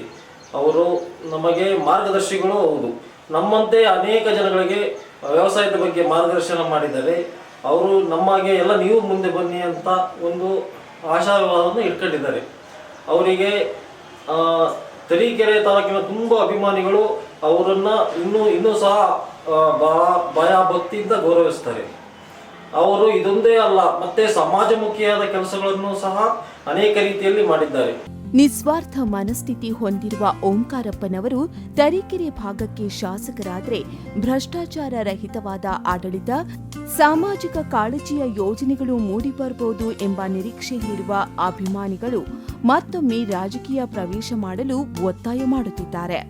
ಅವರ ಚಿಂತನೆಗಳಿದೆಯಲ್ಲ, ಇವತ್ತು ನಮ್ಮ ಸಮಾಜಕ್ಕೆ ಬಹಳ ಮುಖ್ಯವಾಗಿ ಬೇಕಾದ್ದು ಅಂತ ನಾನು ಅಂದ್ಕೊಳ್ತೀನಿ. ಇವತ್ತು ಪ್ರಜಾಪ್ರಭುತ್ವ ಅಂತ ನಾವು ಹೇಳ್ತೀವಿ, ಆದರೆ ಪ್ರಭುತ್ವವಾದಿಗಳಾದಾಗ, ಅದೇ ಉದಾಹರಣೆಗೆ ಮಂತ್ರಿಗಳು, ಶಾಸಕರು ಏನೋ ಆದಾಗ ಅವರು ನಡೆದುಕೊಳ್ಳುವಂಥ ರೀತಿ ಮತ್ತು ಜನರ ಸಂಕಷ್ಟಗಳಿಗೆ ಮಿಡಿಯುವಂಥ ರೀತಿ ಇವೆಲ್ಲವನ್ನು ನೋಡಿದಾಗ ಅವರು ಬಹಳ ನೊಂದ್ಕೊಳ್ತಾರೆ. ಅಂಥವರು ಒಂದು ಸಾರಿ ಆದರೂ ಕೂಡ ನಮ್ಮ ಪ್ರಜಾಪ್ರಭುತ್ವದಲ್ಲಿ ಒಬ್ಬ ಶಾಸಕನಾಗಿ ಆರಿಸಿ ಬಂದರೆ ಬಹುಶಃ ಅವರ ಒಂದು ರೀತಿಯಲ್ಲಿ ಒಂದು ಅಳಿಲು ಸೇವೆಯನ್ನು ಸಲ್ಲಿಸಬಹುದೇನೋ ಅಂತ ನನಗೆ ಅನ್ನಿಸ್ತಾ ಇದೆ. ಆ ನಿಟ್ಟಿನಲ್ಲಿ ದೇವರು ಅವರಿಗೆ ಆಯುರಾರೋಗ್ಯ, ಸಂಪತ್ತು, ಸುಖ ಎಲ್ಲವನ್ನು ಕೊಡಲಿ ಅಂತೇಳಿ ನಾನು ಆಶಿಸ್ತೇನೆ. ತಮ್ಮ ಜೀವಮಾನದ ಸಾಧನೆ, ಶ್ರಮ ಗಳಿಸಿದ ಗೌರವ ಕೀರ್ತಿಗಳಿಂದ ಉಲ್ಲಸಿತರಾಗಿರುವ ಓಂಕಾರಪ್ಪನವರು ಅಭಿಮಾನಿಗಳ ಒತ್ತಾಯಕ್ಕೆ ಜನಸೇವೆ ಮಾಡುವ ಅವಕಾಶ ಬಂದರೆ ಸ್ವೀಕರಿಸಲು ಯೋಚಿಸೋಣ. ಸಮಾಜಕ್ಕೆ ನನ್ನ ಸೇವೆಯ ಅಗತ್ಯತೆ ಇದ್ರೆ ಖಂಡಿತವಾಗ್ಲೂ ಶ್ರಮ ವಹಿಸಿ ದುಡಿಯುತ್ತೇನೆ ಎಂದು ಚೈತನ್ಯದಿಂದಲೇ ನುಡಿಯುತ್ತಾರೆ. ಸಾಧಾರಣ ಕುಟುಂಬದಲ್ಲಿ ಬಂದು ಆ ಮಟ್ಟಕ್ಕೆ ಬೆಳಿಬೇಕಾದ್ರೆ ಅವರ ಶ್ರಮ, ಅವರ ಒಂದು ಗುರಿ ಗುರಿಯನ್ನು ತಲುಪತಕ್ಕಂಥ ಒಂದು ಪ್ರಾಮಾಣಿಕ ಪ್ರಯತ್ನ ಮತ್ತು ಯಾವುದೇ ಒಂದು ಕೆಲಸವನ್ನು ಮಾಡಬೇಕಾದ್ರೆ ಆ ಕೆಲಸ ಮಾಡ್ತೀವಿ ಅಂತಕ್ಕಂಥ ಆತ್ಮವಿಶ್ವಾಸದಿಂದ ನಡ್ಕೊಂಬಂದಿರೋ ಪರಿಣಾಮ ಇವತ್ತು ಆ ಮಟ್ಟಕ್ಕೆ ಬೆಳೆದಿದ್ದಾರೆ ಅನ್ನುವಂಥ ಮಾತನ್ನು ಹೇಳಲಿಕ್ಕೆ ಬಯಸ್ತೇನೆ. ಒಟ್ಟಾರೆಯಾಗಿ ಮತ್ತೊಬ್ಬರ ಬದುಕಿಗಾಗಿ ಮಾದರಿಯಾಗುವಂತೆ ಬದುಕುತ್ತಾ ಸಮಾಜಕ್ಕೆ ತನು ಮನ ಧನದಿಂದ ಕೊಡುಗೆ ನೀಡುತ್ತಿರುವ ಇವರು ಸಾಮಾಜಿಕ ರಂಗಕ್ಕೆ ರಾಜಕೀಯ ರಂಗಕ್ಕೆ ಮತ್ತಷ್ಟು ಕೊಡುಗೆಯನ್ನು ಸೇವೆಯನ್ನು ನೀಡುವಂತಹ ಶಕ್ತಿ ಸಾಮರ್ಥ್ಯಗಳನ್ನು ದೇವರು ಇವರಿಗೆ ನೀಡಲಿ ಎಂಬುದು ಎಲ್ಲ ಸಹೃದಯರ ಅಭಿಮಾನಿಗಳ ಶುಭ ಹಾರೈಕೆಯಾಗಿದೆ. ಎಸ್ ವೀಕ್ಷಕರೇ, ಬಹಳ ಮುಖ್ಯವಾಗಿ ನಾವು ಅವರ ವೈಯಕ್ತಿಕ ಬದುಕು ಮತ್ತು ಸಾಮಾಜಿಕ ಬದುಕು ಮತ್ತು ಒಂದು ರಾಜಕೀಯದ ಅನುಭವ ಏನು ಪ್ರಯತ್ನ ಮಾಡಿದ್ರು ಅನ್ನೋದಕ್ಕಿಂತ ಅವರ ಅಭಿಮಾನಿಗಳು ಪ್ರಯತ್ನ ಮಾಡಿಸಿದ್ರು. ಆ ಹಿನ್ನೆಲೆಯಲ್ಲಿ ಏನಾದರೂ ಸಣ್ಣ ಪುಟ್ಟ ತೊಡಕಿನಿಂದಾಗಿ ಮನುಷ್ಯನಿಗೆ ಸೋಲೆ ಗೆಲುವಿನ ಮೆಟ್ಟಿಲು ಅನ್ನೋ ಹಿನ್ನೆಲೆಯಲ್ಲಿ 3ನೇ ಭಾಗದ ಈ ಒಂದು ಮಾಹಿತಿಯನ್ನು ತನ್ನ ಒಂದು ಕಥೆಯನ್ನು ಹೇಳ್ಬೋದು ಅಂತಕ್ಕಂಥದ್ದು. ಈ ಹಿನ್ನೆಲೆಯಲ್ಲಿ ಮತ್ತಷ್ಟು ಮಾತುಕತೆಯನ್ನು ಅವ್ರ ಜೊತೆಗೆ ಮುಂದುವರಿಸೋಣ. ಸರ್, ಖಂಡಿತ ಪ್ರಥಮಾರ್ಧದಲ್ಲಿ ಒಡ್ನಾಳ್ ರಾಜಣ್ಣವ್ರ ಬಗ್ಗೆ ತಾವು ಏನು ಪ್ರಸ್ತಾಪವನ್ನು ಮಾಡಿದ್ರಿ, ಒಡ್ನಾಳ್ ರಾಜಣ್ಣವ್ರ ತಮ್ಮ ಒಡನಾಟದ ಬಗ್ಗೆ. ಒಟ್ಟಾರೆಯಾಗಿ ಸಾಮಾಜಿಕ ರಂಗಕ್ಕೆ ರಾಜಕೀಯ ರಂಗಕ್ಕೆ ನಿಮಗೆ ಒಂದು ಸುತ್ತಲೂ ನಾನು ತಣ್ಣಗೆ ಇರ್ತೀನಿ ಅಂದರೂ ಜನ ನಿಮ್ಮನ್ನು ಬಿಡೋದಿಲ್ಲ. ಬನ್ನಿ ಸರ್, ನೀವು ನಮ್ಮ ಮಧ್ಯೆ ಓಡಾಡಿ, ನಮ್ಮ ಮಧ್ಯೆ ಏನಾದರೂ ಮಾಡಿ ಅಂತ ಹೇಳ್ತಾನೆ ಇರ್ತಾರೆ. ಇದರ ಮಧ್ಯೆ ನೀವು ಕೂಡ ಪ್ರಯತ್ನವನ್ನು ಮಾಡಿದಿರಿ. ಆದರೆ ಈ ಎಲ್ಲೋ ಒಂದು ಕಡೆಗೆ ಸುಮಾರು ನಮಗೊಮ್ಮೆ ಅನಿಸ್ತಕ್ಕಂಥದ್ದು, 10 ಬಾರಿ ಸೋತವರು ಒಮ್ಮೆಲೇ ದೊಡ್ಡ ಮಟ್ಟಕ್ಕೆ ಗೆಲುವನ್ನು ಸಾಧಿಸಿಬಿಡ್ತಾರೆ ಅಂತೇಳಿ. ಆ ರೀತಿಯಾದಂಥ ಒಂದು ಸದಭಿರುಚಿಯ ನಿರೀಕ್ಷೆ ನಿಮ್ಮ ಭಾಗದ ಜನತೆಯಲ್ಲಿ ಇದೆಯೇನೋ ಅಂತಕ್ಕಂಥದ್ದು ನನ್ನ ಭಾವನೆ ಸರ್. ಇದಕ್ಕೆ ಜನರ ಒಂದು ಆಶಯ ಆಶೀರ್ವಾದ ನನ್ನ ಮೇಲಿದ್ದರೆ ಅದೇ ಭಾರಿ ದೊಡ್ಡದಲ್ಲ, ದೊಡ್ಡ ವಿಚಾರ ಏನಲ್ಲ. ನನಗೆ ಒಂದು ಅನಿಸುತ್ತೆ, ಬದುಕಿನಲ್ಲಿ ಗುರು ಹಿರಿಯರಲ್ಲಿ ನಾವು ಗೌರವದಿಂದ ಬದುಕನ್ನು ಜೀವನವನ್ನು ಪ್ರೀತಿಯಿಂದ ನಮ್ಮ ಆರೋಗ್ಯವನ್ನು ಎಚ್ಚರದಿಂದ ಕಾಪಾಡಿಕೊಂಡ್ರೆ ಬಹುಶಃ ಈ ಸಾಧನೆ ನಮ್ಮ ಕೈಗೆ ಎಟಕಲಾರದಂಥ ವಿಚಾರ ಏನಲ್ಲ ಅನ್ಸುತ್ತೆ ನನಗೆ. ಖಂಡಿತ ಖಂಡಿತ ಸರ್, ಖಂಡಿತ ಖಂಡಿತ. ಮೊದಲು ನಮ್ಮನ್ನು ನಾವು ನಿಯಂತ್ರಿಸ್ಕೊಂಡು, ಸರ್ವಜ್ಞ ಹೇಳ್ತಾರೆ, ಯಾರೇ ಏನೇ ಹೇಳಿದರೂ ಸಹ ನಮ್ಮ ದಾರಿಯಲ್ಲಿ ನಾವು ಸರಿ ದಾರಿಯಲ್ಲಿ ನಡೆದರೆ ಎಲ್ಲರೂ ಪ್ರೋತ್ಸಾಹದಾಯಕವಾದ ನಡವಳಿಕೆ ನಡ್ಕೊಂತಾರೆ ಹೊರತು ಯಾರು ಅಡ್ಗಾಲು ಹಾಕೋದಿಲ್ಲ. ಅದು ಸರ್ವಜ್ಞರ ಒಂದು ವಚನ ನನಗೆ ಜ್ಞಾಪಕ ಬರುತ್ತೆ. ಎನ್ನ ಕಣ್ಣು ಮರ ನಾಲಿಗೆಯು ತನ್ನವೆಂದನೆ ಬೇಡ, ಅನ್ಯರ ನಿನ್ನ ಕೊಂದರನೇ ಬೇಡ, ಇವು 3 ತನ್ನಾನೇ ಕೊಂದವು ಸರ್ವಜ್ಞ ಅಂತ. ಯಾರೂ ನಮ್ಮನ್ನು ನಾಶ ಮಾಡೋಕ್ಕಾಗಲ್ಲ. ನಮ್ಮ ಏಳಿಗೆಗೆ ನಮ್ಮ ಅವನತಿಗೆ ನಾವೇ ಜವಾಬ್ದಾರ ಆಗ್ತೀವಿ ಅಂತ ನನ್ನ ಭಾವನೆ. ಖಂಡಿತ ಸರ್, ಖಂಡಿತ ಖಂಡಿತ. ಆ ನಿಟ್ಟಿನಲ್ಲಿ ನಾನು ಅದೇ ದಾರಿಯಲ್ಲಿ ನಮ್ಮ ತಂದೆ ತಾಯಿಗಳು ಸಹ ಅದೇ ನಿಟ್ಟಿನಲ್ಲಿ ಅವರು ಬದುಕಿದ್ರು. ಆ ಬದುಕಿನ ದಾರಿ ನಮಗೆ ಅನಿಸ್ತಾ ಇತ್ತು. ಬಹುಶಃ ನಾವು ಸಮಾಜದಲ್ಲಿ ನನಗೆ ಸಮಾಜನೇ ಹಂಗೆ ಕಾಣ್ತಾ ಇದೆ. ನನಗೆ ನಾನು ಹುಟ್ಟಿರೋ ಜಾಗನೇ ಹಂಗಿದೆ, ನಮ್ಮ ಕ್ಷೇತ್ರನೇ ಹಂಗಿದೆ. ಸಂಸ್ಕೃತಿಯಲ್ಲಿ ಶ್ರೀಮಂತ ಜಾಗ, ಆರ್ಥಿಕ ಶ್ರೀಮಂತ ಜಾಗ, ಎಲ್ಲಿ ನೋಡ್ರು ಒಳ್ಳೇದೇ ಕಾಣ್ತಾ ಇದೆ ಅಲ್ಲಿ ಅಂತ. ಒಳ್ಳೆಯ ದಿನ ನನಗೂ ಆ ಕ್ಷೇತ್ರದ ಸೇವೆ ಮಾಡೋ ಅವಕಾಶ ಜನ ನನಗೆ ಕಲ್ಪಿಸಿ ಕೊಡಬಹುದು. ಖಂಡಿತ ಆಶಾಭಾವನೆಯಲ್ಲಿ ನಿರೀಕ್ಷೆಯಲ್ಲೇ ನಾನಿದ್ದೀನಿ. ಅದು ಆಗದೇ ಇದ್ರು ನಾನು ನಿರಾಶೆ ಆಗೋದಿಲ್ಲ. ಖಂಡಿತ ಆ ನಿಟ್ಟಿನಲ್ಲೇ ಹೋಗ್ತಿರ್ತೀನಿ. ಭಗವಂತನ ಕೃಪೆ ಇದ್ದರೆ ಅದೇ ಭಾರಿ ದೊಡ್ಡ ವಿಚಾರ ಏನಲ್ಲ. ನನ್ನ ಪ್ರಯತ್ನನೂ ಇರುತ್ತೆ. ಜನನೇ ದೇವ್ರು. ಇವತ್ತು ಅವರೆಲ್ಲರೂ ಜನತೆ ಮುಂದೆ ನಾವೇನೂ ಅಲ್ಲ. ಅವರೆಲ್ಲರೂ ಒಪ್ಪಿಕೊಂಡ್ರೆ ನನ್ನಿಂದ ಜನ ಯಾರು? ಜನವೇ ದೇವರು. ಮತದಾರ ಪ್ರಭುಗಳು ಅವರಿರ್ತಾರೆ. ಪ್ರಭು ಯಾರಿಗಿರ್ತಿ? ಮತದಾರರಿಗೆ. ದೇವರೇ ಅವರಿಗೆ. ಅವ್ರು ಮಾಡಿದ ಏನು ಭಾರಿ ದೊಡ್ಡ ಕೆಲಸ ಅದು. ಅದಾಗ ನಿರೀಕ್ಷೆ ಇದೆ. ಬಹುಶಃ ಅದು ಕಾಲ ಸಮೀಪಿಸ್ತಾ ಇದೆ ಅನಿಸ್ತಾ ಇದೆ ನನಗೆ. ಕಾಲ ಕೂಡಿ ಬಂದರೆ ಎಲ್ಲ ಒಳ್ಳೆಯದಾಗುತ್ತೆ ಅಂತ ಕ್ಷೇತ್ರ ನೀವು ಬಹುಶಃ ನಮ್ಮ ಕ್ಷೇತ್ರದಲ್ಲಿ ಯಾವ ಪ್ರಮಾಣದಲ್ಲಿ ಮಾಹಿತಿ ತಗೊಂಡಿದ್ರೆ ಗೊತ್ತಿಲ್ಲ. ಬಹಳ ಸುಸಂಸ್ಕೃತ ಕ್ಷೇತ್ರ ನಮ್ಮದು. ಬಹಳ ತುಂಬಾ ಶ್ರೀಮಂತ ಕ್ಷೇತ್ರ. ಅಂತ ಕ್ಷೇತ್ರದಲ್ಲಿ ನಾವು ಹುಟ್ಟಿದೀವಿ. ಆ ಹುಟ್ಟಿದ ಋಣಕಾರ ನಮ್ಮ ಕ್ಷೇತ್ರದ ಋಣ ನಾವು ತೀರಿಸ್ಬೇಕಲ್ಲ. ದೇವರು ನಮಗೆಲ್ಲ ಜನ್ಮ ಕೊಟ್ಟಿದ್ದಾನಲ್ಲ, ಅಂತವ್ರ ಗರ್ಭದಲ್ಲಿ ನಮ್ಮನ್ನ ಹುಟ್ಟಿಸಿದಾನಲ್ಲ, ಅವರ ಋಣ ತೀರಿಸ್ಬೇಕಲ್ಲ. ಅದಕ್ಕೋಸ್ಕರ ನಾನು ಕಾಯ್ತಾ ಇದ್ದೀನಿ. ಖಂಡಿತ ಖಂಡಿತ ಖಂಡಿತ. ವೀಕ್ಷಕರೇ, ನಮ್ಮ ಓಂಕಾರ ಸರ್ ಅವರ ಕ್ಷೇತ್ರದವ್ರು ಯಾರಾದರೂ ನೋಡ್ತಾ ಇದ್ರೆ ಖಂಡಿತ ನೀವು ಕೇಳ್ತಾ ಇದ್ದೀರಿ. ನಿಮ್ಮ ಕ್ಷೇತ್ರದಲ್ಲಿ ಹುಟ್ಟಿ ಬಂದು ಇವತ್ತು ನಿಮ್ಮ ಕ್ಷೇತ್ರದಿಂದ ಏನು ಅದು ಆರ್ಥಿಕವಾಗಿ ಆಗಿರ್ಬೋದು, ಸಾಮಾಜಿಕವಾಗಿ ಆಗಿರ್ಬೋದು, ಅಥವಾ ರಾಜಕೀಯವಾಗಿ ಆಗಿರ್ಬೋದು, ಅವರು ಕೊಡುಗೆ ಏನು ಯಾವುದನ್ನು ಕೂಡ ಅವ್ರು ಒಂದನ್ನು ಹೇಳಿಲ್ಲ. ಅವ್ರು ಮಾಡ್ತಕ್ಕಂಥ ತೆರೆಮರೆಯ ಕೆಲಸಗಳು ಯಾರಿಗೂ ಸಹ ಗೊತ್ತಿರಲಿಕ್ಕಿಲ್ಲ. ಅಷ್ಟೊಂದು ಕೊಡುಗೆಯನ್ನು ನೀಡ್ತಾ ನಿಮ್ಮ ಕ್ಷೇತ್ರಕ್ಕೆ ಕೆಲಸವನ್ನು ಮಾಡ್ತಾ ಇದ್ದಾರೆ. ಮುಂದೆ ಕೂಡ ಭದ್ರಾಗಿದ್ದೇವೆ ಅಂತಕ್ಕಂಥ ಮಾತನ್ನು ಹೇಳ್ತಾ ಇದ್ದಾರೆ. ಆ ರೀತಿಯಾದಂಥ ಅವಕಾಶವನ್ನು ನಿಮ್ಮ ಕ್ಷೇತ್ರದ ಜನತೆ ನಿಮಗೆ ಕೊಡಲಿ ಅಂತಕ್ಕಂಥ ಒಂದು ಶುಭ ಹಾರೈಕೆ ನಮ್ಮದು ಕೂಡ ಸರ್, ಖಂಡಿತ. ಹಾಗೆ ಸರ್, ಈ ಹಿನ್ನೆಲೆಯಲ್ಲಿ ನೋಡುವಾಗ ಇವತ್ತಿನ ಒಂದು ರಾಜಕೀಯ ಪರಿಸ್ಥಿತಿ ಆಗಿರ್ಬೋದು, ಇವತ್ತಿನ ಸಾಮಾಜಿಕ ಪರಿಸ್ಥಿತಿ ಆಗಿರ್ಬೋದು, ಇವತ್ತು ದಿನ ಬೆಳಗಿದ್ರೆ ಒಬ್ಬರು ಲೀಡರ್ಗಳು ಉಟ್ಕೊಳ್ತಾ ಇದ್ದಾರೆ. ಇವತ್ತು ಒಂದು ಕಡೆಗೆ ಯಾರೋ ಒಂದಷ್ಟು ಹಣಕಾಸು ಮಾಡಿದ ತಕ್ಷಣ ಒಂದು ದೊಡ್ಡ ದೊಡ್ಡ ಪ್ರಚಾರಗಳಾಗ್ತದೆ, ದೊಡ್ಡ ದೊಡ್ಡ ಬ್ಯಾನರ್ಗಳು ಕೊಟ್ಟೋದು, ಯಾರಿಗೋ ಒಬ್ಬರಿಗೆ ಒಂದಷ್ಟು ಅದು ಸಹಕಾರ ಕೊಟ್ಟು ಇದು ಮಾಡಿದೆ ಅಂತೇಳಿ ದೊಡ್ಡ ದೊಡ್ಡ ಪ್ರಚಾರವನ್ನು ಮಾಡಿ ಬರುವ ಎಲೆಕ್ಷನಲ್ಲಿ ಕಂಟೆಸ್ಟ್ ಮಾಡೋದು.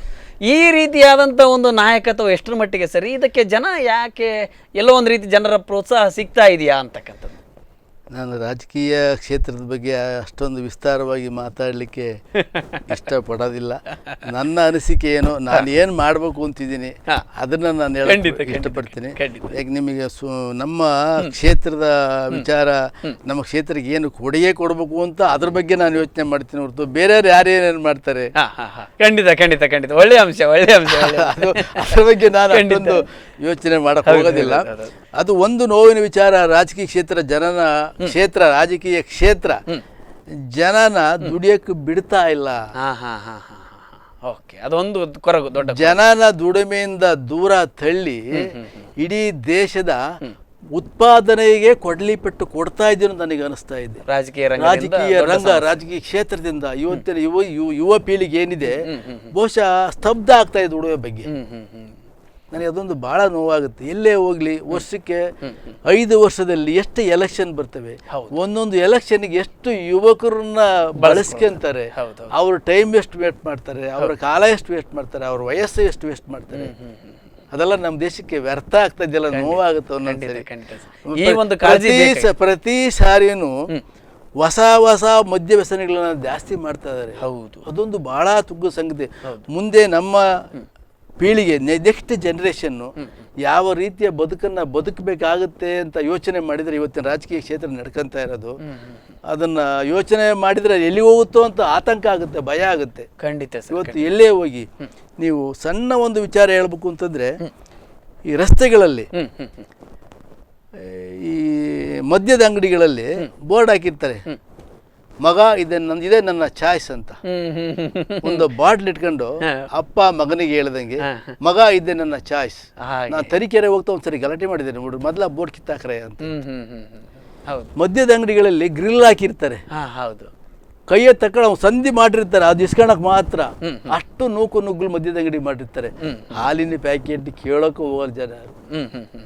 ಖಂಡಿತ ಸರ್, ಖಂಡಿತ. ಇದು ತಗೊಂಡು ಮನೆ ಬಾಗಿಲಿಗೆ ಕೊಡ್ಬೇಕು ಹಾಲನ್ನ. ಆ ರೀತಿ ಆಗಿದೆ ನೋಡಿ ಸರ್. ನಮ್ಮ ಆರೋಗ್ಯಕ್ಕೆ ಬೇಕಾದ ಜೀವನ ಮಟ್ಟ ಯಾವ ರೀತಿ ಬೆಳೀತಾ ಇದೆ. ಆರೋಗ್ಯ ಹಾಲನ್ನ ಮನೆ ಬಾಗಿಲಿಗೆ ತಗೊಂಡು ಕೊಡ್ಬೇಕು, ಮದ್ಯವನ್ನ ಇವರ ಸಂದಿಲಿ ಕಿಟಕಿಲಿ ಕೈ ಹಾಕಿ ಕಿತ್ಕೊಳ್ಳೋ ಮಟ್ಟಕ್ಕೆ ಜನದ ಮಾನಸಿಕ ಬೆಳವಣಿಗೆ ಅಲ್ಲಿಗೆ ಹೋಗ್ಬೋದು. ಎಲ್ಲಿ ಕಳಿಸ್ತೀರಿ ನಮ್ಮ ಸಮಾಜನ? ಖಂಡಿತ ಸರ್. ನಮ್ಮ ಯುವಕರನ್ನ ಎಲ್ಲಿ ಕಳಿಸ್ತಾ ಇದ್ದೀರಿ ನೀವು? ಮುಂದೆ ಏನಾಗುತ್ತೆ, ಮುಂದಿನ ಪೀಳಿಗೆ ಏನಾಗುತ್ತೆ? ಸರ್ಕಾರಗಳಿಗೂ ಕೂಡ ಇದರಿಂದನೇ ಒಂದು ದೊಡ್ಡ ಮಟ್ಟದ ಆದಾಯ ಬರುವಂತ ಪರಿಸ್ಥಿತಿ ನಿರ್ಮಾಣ ಮಾಡ್ತಾರೆ. ಅದರಿಂದ ಆದಾಯ ನಿರೀಕ್ಷೆ ಮಾಡೋದನ್ನ ಏನು ಮಾಡ್ತೀರಿ ನೀವು? ಹೌದು, ಅದನ್ನ ಏನು ಆದಾಯ ತಗೊಂಡು ನೀವೇನು ಮಾಡ್ತೀರಿ? ನೆಕ್ಸ್ಟ್ ಪೀಳಿಗೆ ಸರಿಯಾಗಿ ನಿಮ್ಮ ಸಂಪತ್ತನ್ನ ಕಳ್ಕೊಂಡು ನೀವು ಆದಾಯ ಸಂಪತ್ತನ್ನು ಏನು ಮಾಡ್ತೀರಿ ನೀವು? ಅದರ ಅವಶ್ಯಕತೆ ಏನಿದೆ ನಿಮಗೆ? ಮೊದಲು ಇವರ ಆರೋಗ್ಯ, ಇವರ ಸಂಸ್ಕೃತಿ, ಸಂಸ್ಕಾರವನ್ನು ಉತ್ತಮವಾಗಿ ಬೆಳೆಸುವಂತ ಅವಕಾಶವನ್ನು ಕಲ್ಪಿಸಿಕೊಡ್ರಿ. ಹೌದು, ಅದು ಬಹಳ ಮುಖ್ಯ. ಅದು ಬಹಳ ಮುಖ್ಯ ಸರ್. ಹಾಗೆ ನಿಮ್ಮ ಕ್ಷೇತ್ರದ ಬಗ್ಗೆ ನಿಮಗೆ ಯಾವ ನಿರೀಕ್ಷೆ ಇದೆ? ಏನು ಮಾಡಬೇಕು ಅಂತಕ್ಕಂಥ ಕನಸುಗಳಿದೆ ಸರ್ ನಿಮಗೆ ಅವಕಾಶವಾದರೆ?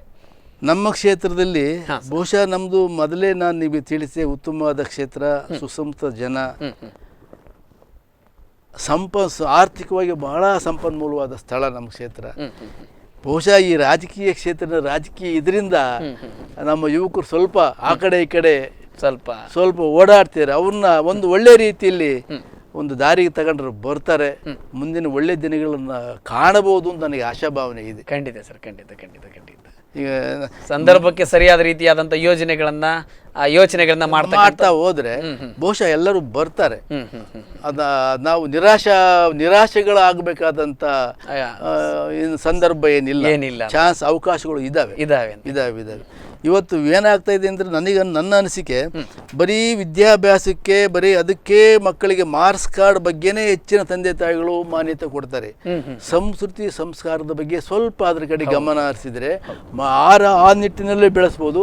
ಆರ್ಥಿಕ ಸಂಪನ್ಮೂಲನು ಬೇಕಾದಷ್ಟು ಇದೆ. ಇವಾಗ ಉತ್ತಮ ದಾರಿಯಲ್ಲಿ ಉತ್ತಮ ಸಮಾಜ ನಿರ್ಮಾಣ ಮಾಡೋಕ್ಕೆ ತುಂಬ ಅವಕಾಶ ಇದೆ. ಅದನ್ನು ಬಳಸ್ಕೊಳ್ಳೋಕ್ಕೆ ಅವಕಾಶಗಳು ಕಲ್ಪಿಸಿಕೊಡ್ಬೇಕು. ಖಂಡಿತ ಸರ್, ಅದೇ ನನ್ನ ಆಶಯ, ಕಳಕಳಿಯ ಮನವಿ. ಎಸ್ ಸರ್, ಖಂಡಿತವಾಗಿ ಸರ್. ಇವತ್ತು ನಮ್ಮೊಟ್ಟಿಗೆ ನಿಮ್ಮ ಅಮೂಲ್ಯವಾದ ಸಮಯವನ್ನು ದೂರದಿಂದ ಪ್ರಯಾಣ ಮಾಡಿ ಬಂದು ಭಾಗವಹಿಸಿ ನಮ್ಮ ವೀಕ್ಷಕರಿಗೆಲ್ಲ ನಿಮ್ಮ ಜೀವನದ ಒಂದಷ್ಟು ಅನುಭವಗಳನ್ನ ಹಂಚಿಕೊಂಡ್ರಿ. ಅದು ಸಾಮಾಜಿಕವಾಗಿ ಆಗಿರ್ಬೋದು, ವೈಯಕ್ತಿಕವಾಗಿ ಆಗಿರ್ಬೋದು, ಮತ್ತು ನಿಮ್ಮ ರಾಜಕೀಯ ಬದುಕಿನ ಅನುಭವಗಳಾಗಿರ್ಬೋದು. ಹೀಗೆ ಸಾಕಷ್ಟು ಅನುಭವಗಳನ್ನು ನಮ್ಮ ವೀಕ್ಷಕರ ಜೊತೆಗೆ ಹಂಚಿಕೊಂಡ್ರಿ. ಮತ್ತು ನಿಮಗೆ ದೇವರು ಒಳ್ಳೆಯದನ್ನು ಮಾಡಲಿ, ಮುಂದಿನ ದಿನಗಳಲ್ಲಿ ನಿಮ್ಮ ಕ್ಷೇತ್ರಕ್ಕೆ ಹೆಚ್ಚಿನ ಒಂದು ಕೊಡುಗೆ ನಿಮ್ಮಿಂದ ಸಲ್ಲುವಂತಾಗಲಿ ಅಂತಕ್ಕಂಥ ಇಡೀ ನಮ್ಮೆಲ್ಲರ ವೀಕ್ಷಕರ ಪರವಾಗಿ ನಾವು ತಮಗೆ ಶುಭವನ್ನು ಹಾರೈಸಿ ಈ ಕಾರ್ಯಕ್ರಮದಲ್ಲಿ ತಮಗೆ ಭಾಗವಹಿಸಿದ್ದಕ್ಕೆ ಸಾಕಷ್ಟು ಧನ್ಯವಾದಗಳನ್ನು ಸಮರ್ಪಿಸ್ತೇವೆ ಸರ್. ನಮಸ್ಕಾರ ವೀಕ್ಷಕರೇ, ಇವತ್ತಿನ ಒಂದು ವಿಶೇಷವಾದಂಥ ಕಾರ್ಯಕ್ರಮ ಹುಣಸಘಟ್ಟ ಓಂಕಾರಪ್ಪ ಜೀವನಗಾಥೆ ಅಂತಕ್ಕಂಥದ್ದು. ಈ ವಿಶೇಷ ಕಾರ್ಯಕ್ರಮ ತರೀಕೆರೆಯ ತಾಲೂಕಿನಲ್ಲಿರ್ತಕ್ಕಂಥ ಒಂದು ಪುಟ್ಟ ಗ್ರಾಮ ಹುಣಸಘಟ್ಟ ಗ್ರಾಮದಿಂದ ಪುಟ್ಟ ಬಾಲಕನಿಂದ ಹಿಡಿದು ತಮ್ಮ ದುಡಿಮೆ, ಸಂಸ್ಕೃತಿ, ಶ್ರಮ ಸಂಸ್ಕೃತಿ ಆಚರಣೆಯ ಮೂಲಕ ಒಂದು ದೊಡ್ಡ ವ್ಯಕ್ತಿತ್ವವಾಗಿ ಬೆಳೆದುಕೊಂಡು ಇವತ್ತು ನಮ್ಮಂಥ ಯುವಕರಿಗೆ ಮಾದರಿ ಆಗ್ತಕ್ಕಂಥ ಹಿನ್ನೆಲೆಯಲ್ಲಿ ವಿಶೇಷವಾದ ವ್ಯಕ್ತಿಯ ಪರಿಚಯವನ್ನು, ಅವರ ಜೀವನಗಾಥೆಯನ್ನು ತಮಗೆ ಪರಿಚಯ ಮಾಡಿಕೊಡ್ತಕ್ಕಂಥ ಒಂದು ವಿಶೇಷವಾದ ಪ್ರಯತ್ನವನ್ನು ಮಾಡಿದ್ದೇವೆ. ಇದೇ ಇವತ್ತಿನ ವಿಶೇಷ. ನೋಡ್ತಾ ಇರಿ ನಿಮ್ಮೂರಿನ ನಿರಂತರ ಸುದ್ದಿ, ಮಾಹಿತಿ ಮತ್ತು ಮನೋರಂಜನೆಗಾಗಿ ಸ್ಪಂದನಾ ಟಿವಿ. ನಮಸ್ತೆ.